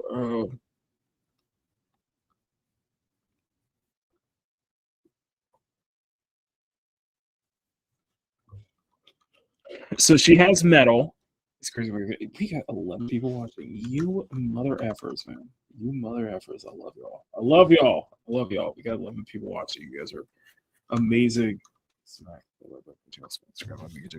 Church goes unite. I'm like, you guys are such churchgoers, yet you come here after. Why? We're close to 30 likes. That's freaking amazing. You guys believe it. See, I can carry. See, I can carry Makini live all by myself. I can carry the sexy Sunday afternoon art show on YouTube by myself. Mom here. See, I can get 30 likes by myself. Thank you very much. I can do it. See, I can. See, I can carry Makini live on my own. Okay, just in case Mom Bear. Anytime Mom Bear is out. She's not able to make it. I carry my. I'm here. I'm like, all right, I got it. Leave it to me. Leave it to me. I'm like, do not worry, Mom. I got this. All right, I'll be fine. See. See, you guys don't hate me. See, I feel good. You guys don't hate me. I think what's happening. You know what? I think this is like our new like initiative moving forward. And I think I'm noticing with Peak Gaming. I think we need to bring some art in. Like, I'm serious. I think we do need. I think that what makes the shows interesting is that we're bringing the art back in. I think bringing the art into the other shows, into our other shows like Peak Gaming, I think it was a good idea. I think designing Kepa for Peak Gaming, like spending like the first like 45 minutes on like just working on Kepa for Peak Gaming. I think that's a good decision because you guys are actually invested in because I'm looking at the viewers right now. You guys are really invested in you guys really invest. I think when you splice the art in, in other words, when you splice the art in here, then people get really invested when you splice the art into the streams, you know?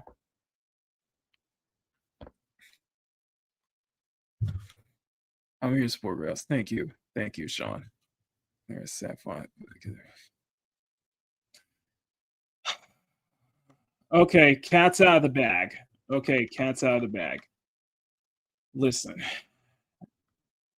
I have made the same mistake again, and that was opening my big mouth and saying it would have to be the equivalent of the deluxe edition for me to play Assassin's Creed Shadows. And after that happened, after we spanned the roulette wheel, Clarence decided to gift me a $100 super chat. So by that token, because I keep my word, I have to play Assassin's Creed Shadows next Saturday. But here's the kicker. Though. Here's the kicker. And Clarence agreed. We're only playing Assassin's Creed Shadows for 1 hour and 45 minutes. We're only going to play it for an hour 45 and I'm going to have a timer because I can refund it. I can still refund it. It's that Steam has a 2-hour refund policy. Steam has a 2-hour refund policy, so I am going to make sure I have the timer ready, and we're only going to keep it to an hour and a half. And I am not playing anymore because it will hour and a half, and then I can still refund it. Okay?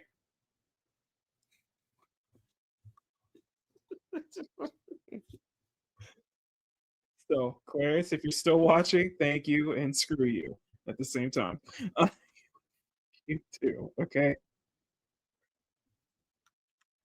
You guys should know not to take what I said serious. You guys should know you guys should know what I'm joking, but no, apparently I need to shut up about this. About trying to challenge my art. Why don't you play the Steam version of it? I am playing the Steam. No, I am buying this on Steam. We're buying the deluxe edition on Steam. And I will play for an hour and a half.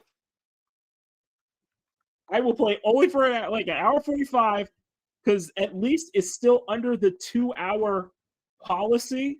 Steam's 2-hour policy. That means I can refund it. Because I am not letting that game stay in my library after Saturday. I'm not letting that game in my library.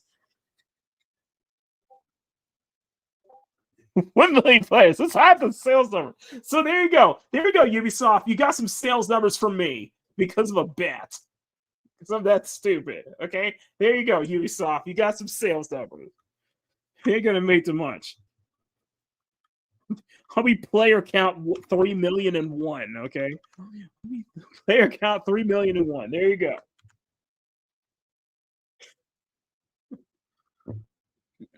No other game was supposed to take fun of AC Shadow. Don't run it while setting up on Steam. No, I understand. Jay, you understand. I should have never said that, okay? This is me. I should have never said, hey, I will play. I was like, the only way I'm going to play AC Shadows is if somebody gifts me the equivalent of the deluxe edition on AC Shadows. If somebody sends me a super chat equivalent to that of the deluxe edition of Assassin's Creed Shadows, okay? And Clarence decided to give me a $100 super chat. The deluxe edition is $90. So I will be getting. So I'm going to get my $90 back, and I'm still going to have $10 left in return. Okay, and my stance is clear. You said, and I did say that. Okay, so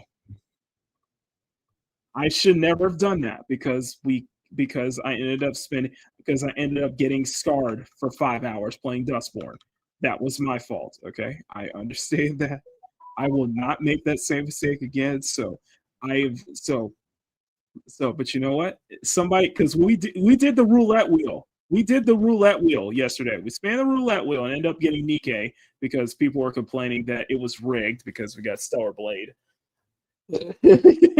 Complaining it was rigged.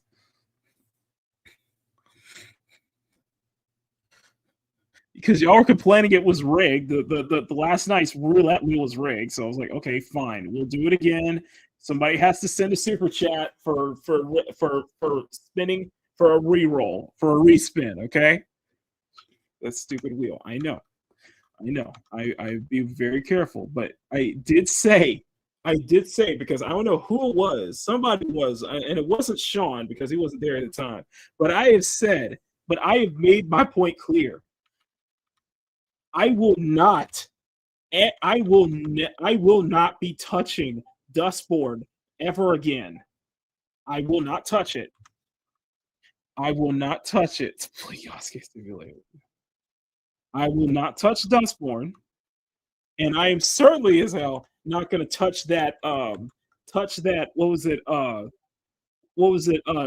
Take Us North. Sorry, take Us North, the illegal migrant simulator, the illegal migrant smuggling simulator.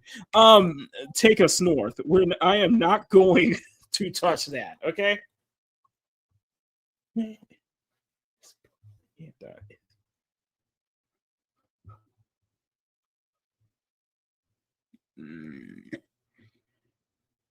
Yeah, Concord doesn't exist. By the way, there was a documentary on Concord. Apparently, there was some kind of.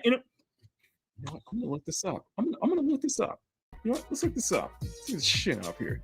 I wonder what Smash was talking about. Where's Smash? Freaking Smash, JT. Hang on. Let me find Smash. Yeah. Motherfucker was reviewing something, and I was like, motherfucker was live stream. He was going live last night, and I was like, there's a video on Dustborn. Hang on, I gotta check something here. Oh yeah, we did see that. Oh no. Oh yeah. By the way, yeah, this was in the headlines. I'm not gonna play that video, but yeah. So this dude in the backseat. This was in North Carolina. I think this is in Charlotte. This dude in the back. He goes up and stabs this girl out of nowhere. Yeah, he goes up and stabs this girl out of nowhere. I saw Sargon talk about it. It said she was a 23-year-old Ukrainian woman, and she was just minding her business on the phone until this dude in the back just gets up and just quickly just stabs her and just kills her right there. And the dude has a huge list of, he has been serving time for years, and I think I'm at the point where you can see this, like, dude has multiple mug shots ever since 2011. He had mad prior arrests, and I'm kind of in that same point where I'm like, nah, dude, locking him up ain't enough. I think the death penalty. I think the death penalty is warranted. There, I said it. I think the death penalty is warranted. I think in one of these situations, the death penalty is warranted. Especially if this dude's got prior arrests all the way back to 2011, man. But yeah, he just goes up, stabs this girl. Just goes up, just stabs this girl in the neck, just like that. And I'm like, anyway, yeah, it's sad, though. It's freaking sad. Okay, so apparently, and I saw Kyle review this. Apparently, there was like a documentary on. Okay, I don't see it. Okay, apparently some kind of video on like audio, something like that, like a podcast, something like that, where people are talking about like the developers of Firewalk Studios, was surprised Sean's not a part of this, was talking about Concord, and I'm like, why? Yeah, it's the whole stuff. So anyway. Shout out to Smash, by the way. If you're watching Smash, I'm not trying to snap. I'm not trying to see your content. So I'm trying to sue me, please. Okay. But no, that shit was sad. I saw Sargon. I saw Sargon talk about Carl Benjamin talk about that yesterday about that dude. That's fucked up. Apparently, the dude was like,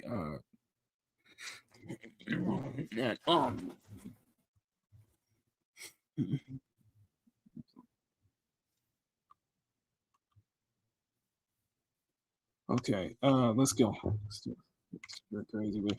It's crazy. Okay, let's get back to the metal. Let's get back to the metal part here, because here. Okay, so we got that.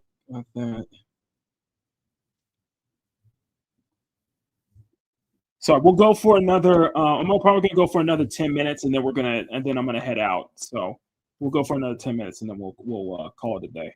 We'll call it a day. So, but listen, thank you guys so much, man. Are we close to 30 likes? 29. Let's get to 30. Let's make it 30, guys. Let's make it 30, baby. Mel, not a voice actor toxic. I agree. It's just good, Mel. Good to see you, by the way. No, I totally, 1000% agree. Not all voice actors are toxic. It's just it's just that the most vocal ones, the ones that always make a scene, the ones that make a big scene about it, doesn't help the others though. Like we saw this whole spiel with Paimon's VA running her mouth. Especially during the SAG action, which I don't think she get any top dog work from ain't get any like top dog work from Hoyoverse as ever again, in my humble opinion. But that's what I'm saying. But like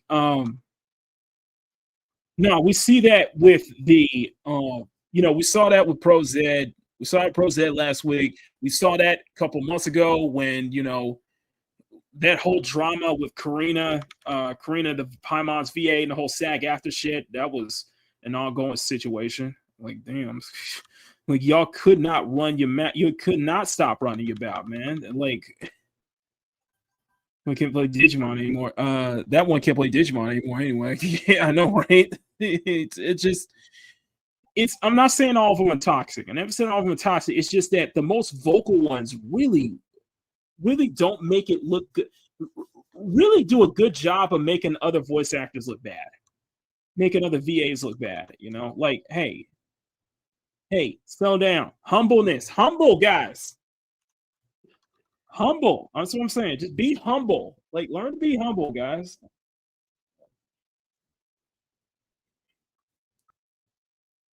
That's what I'm trying to say. Learn to be humble. Humble, guys. Be humble. Admit that, hey, maybe we were in the wrong. Maybe we're in the wrong. Maybe we treated other people the wrong way that way. Let's pull it back. Let's pull it back here and settle down, guys. Like, I'm just saying, like, y'all gotta learn how to be humble, man.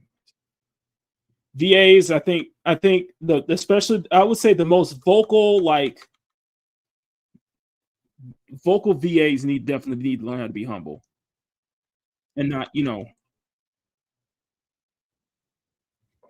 just drop a big dookie on basically the audience and shit like that. I'm like, dude, yes, you are playing a very high profile character. You're playing a beloved character, but like, you can calm the hell down about that, man. Be humble. You ain't gotta shit your audience like that. You ain't gotta do that. You ain't even gotta like as much as I love Rappy, like, for example, as much as I love Rappy, Kaylee Mills is Kaylee Mills Kaylee Mills kind of almost ruins it though. Like,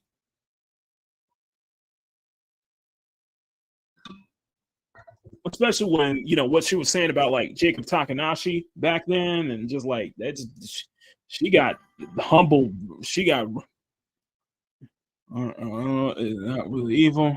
Lost by Alan Tulio is not really evil. Yeah, it's just, what's funny? What's funny about that? It's like kind of like a common thing. Like, it's something I don't know if anybody notices this, that like the nicest VAs out there are the ones that I've noticed this, that like actors who play villains are usually the nicest. You guys ever notice that? Like, genuinely the nicest people. Like seriously, like genuinely the nicest. You ever wonder like the nicest actors, the nicest VAs are ones who play villain characters. I just noticed that. It's just like something I found very interesting. It's like the nicest people. They end up being the ones you play. Oh, see, like the nicest people, the ones who end up being like the ones who play villain characters, or end up being like the nicest people you ever meet. You ever meet. Like, I think this is just what it is. It's just like you have to. I think it's what it is like when you're playing like a villain character, and you're playing like an evil character. I think it kind of humbles you a bit. Like, this is your character. You play a piece of your character. You're like the nicest person ever. It's like, it's so funny. It's like humble. It's like, dude. I find it funny though. It's weird. It's funny. It's like, well,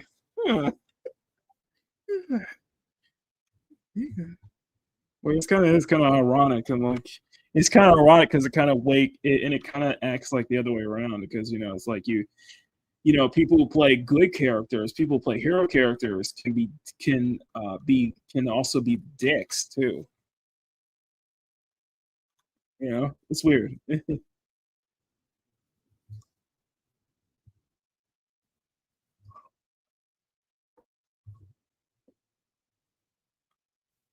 Sometimes your favorite actors are villains too.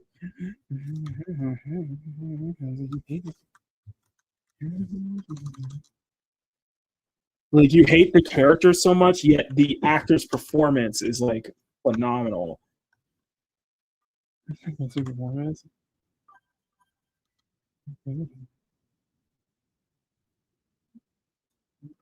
Well,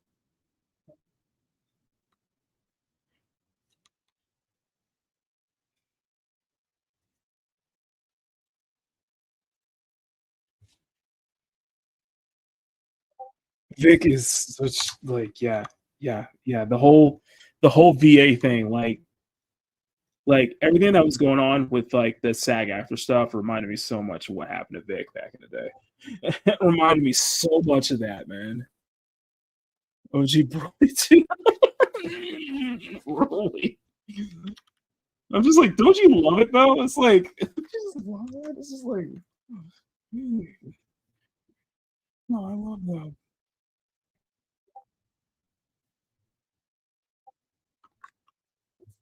And I think, and to be fair, and with Mel, my stance is that like, if you are going to be this,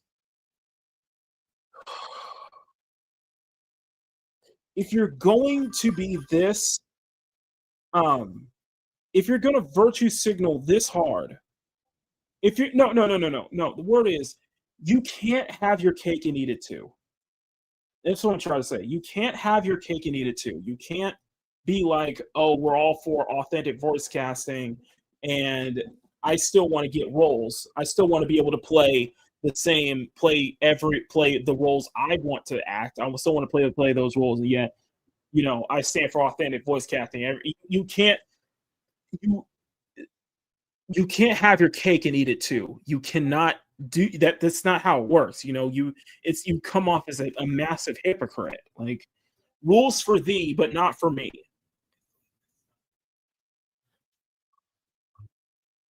Okay. So we got so we got a good chunk of the metal. Unless should we like already I'm liking the straps. Already it's like it's starting to grow on me. Like already it is starting to grow on me. I gotta admit. Metal. And just the question is, should we I don't think we should overload it with metal though. With overload the shiny areas. Speaking of these, Lonnie.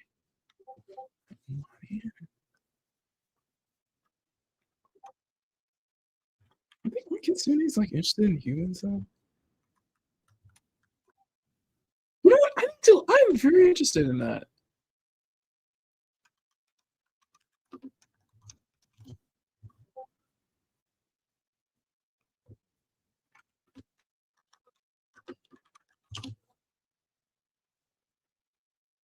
Tricksters. Shapeshifters. Yeah, the transform uniform with elegance. They're playful. Yeah. Benevolent. Playful, benevolent. Yes. Seductive. Love of trickery.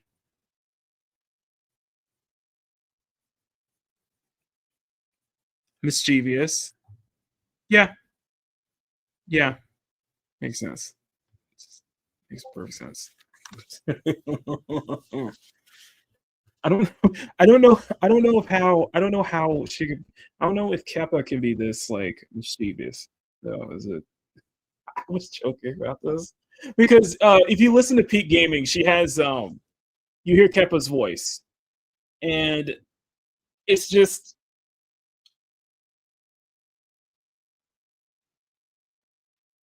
you hear Kepa's voice, and she has I don't know why. It felt right. It felt right. Something about it felt right that despite her being a kitsune, she has a British she has a British accent. She has a British accent. It's just she's British. I don't know. Okay.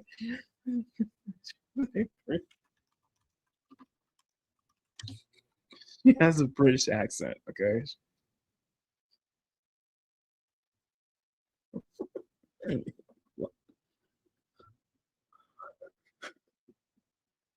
Maybe it's that sophistication.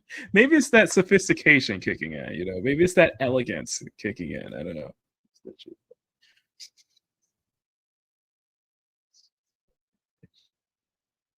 don't know. I don't know. Okay. It is 3:00. Okay. Let's wrap it up. I will work on this the rest of the day today. Okay. So But thank you, everybody. Thank y'all. Thank you for the suggestions, though. Thank you for the suggestions. Also, I'm liking the orange. I really am liking this pink orange Blues Coast game. Like maybe we can add. I'm liking this. We're bringing art back to the Sexy Sunday After Art show on YouTube. We're back like old school Makini Live. We're actually drawing again and talking about stuff. You know, I like that format. I think it's old. It's what the format should be. I guess you could say it's what the format should be. So I'll keep working on it. Tomorrow will be Makini in the morning. We'll be back on Makini in the morning. When it's Friday. Saturday we'll be playing AC Shadows and some other stuff. Maybe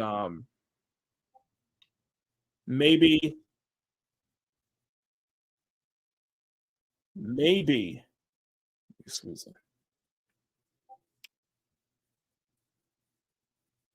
Maybe we should do this now.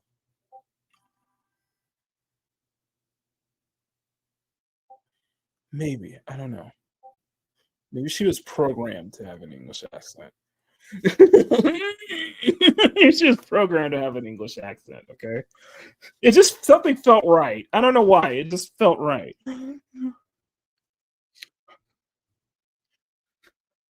Anyway. It's kind of like Eve. It's kind of like Stellar Blade, where it's like I find that the Eve protocol. I find it with with the Airborne Squadron. I find it with the Airborne Squadron that the robots are. I find with the Airborne Squadron that the Andro ADOS, specifically the Airborne Squadron that Eve, Taki, Raven, Lily, they all have distinctive Asian features, yet they're British though. Yet British accents. I'm just saying. British accents. Maybe that's what it is. That's how her boy feels. That she has a British accent.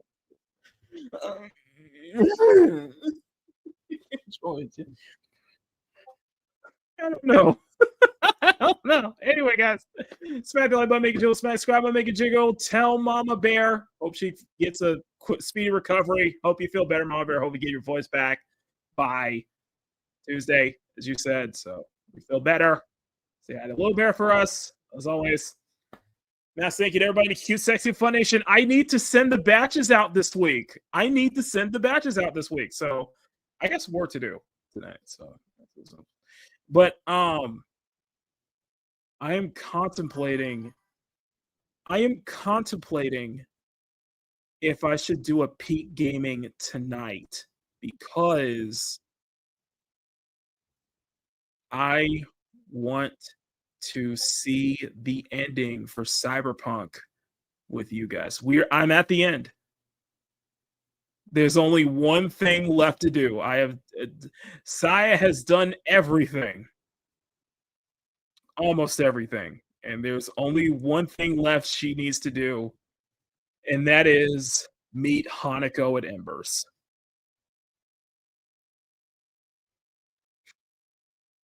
That's always on my calendar, and I always ignore it, to meet Hanako at Embers. I'm like, yeah, no, I'm good. No, I'm good. I'll let her wait another 6 months. Wait another 6 months. Anyway. Go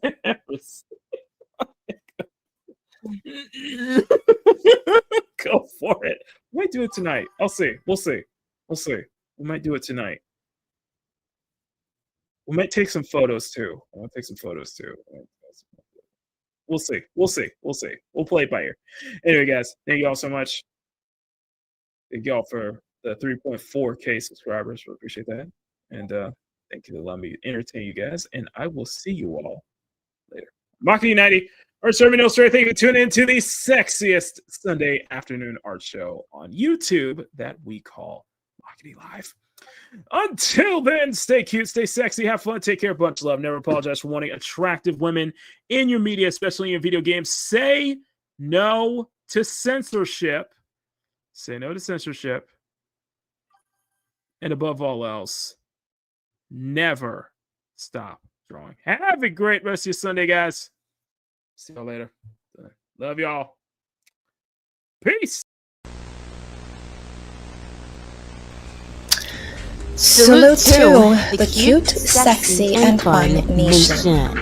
If you'd like to join the lovely community we have here and get access to exclusive art jobs every 2 months, become a channel member for as low as $1 a month. Oh, sorry, don't forget. New channel member emojis included That's too right. that Makini does need to get his lazy ass back in the making. KK, Makikon is listening. I know he's listening. Get back to work, bro. Anyway, all of your support goes back into the channel and helping Makini create the content you love. We'd like to thank all of our members, past and present, and we'd like to thank you as well. CSF Nation for life. Arigato gozaimasu.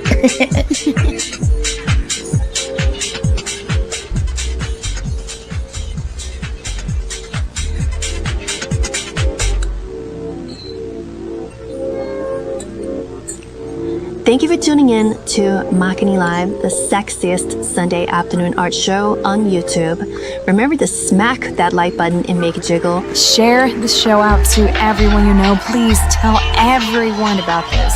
Become a channel member for as low as $1 a month. You want to get access to some exclusive art goodies and Makini drops every 2 months for his channel members. And obviously, help Makini reach that 4K subscriber goal. Hit that subscribe button. He would greatly appreciate it. Thank you all for watching. We will see you all next time Here on Makini Live.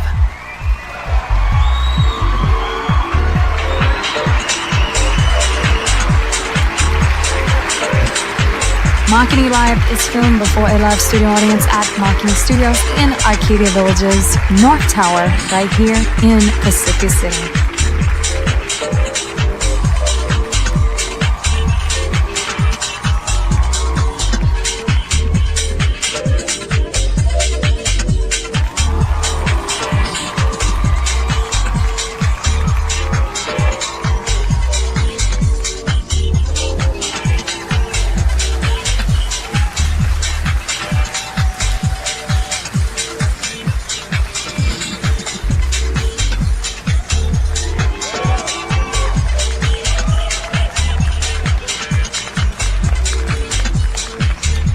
Visit youtube.com/MakiniMID or call 765-9077 toll free for free tickets if you want to be in the audience on the next Makini Live show. We would love to see you there. For written transcripts, send $5 to Lucky Mako Transcripts at P.O. Box 425, Palmetto Valley, CSF.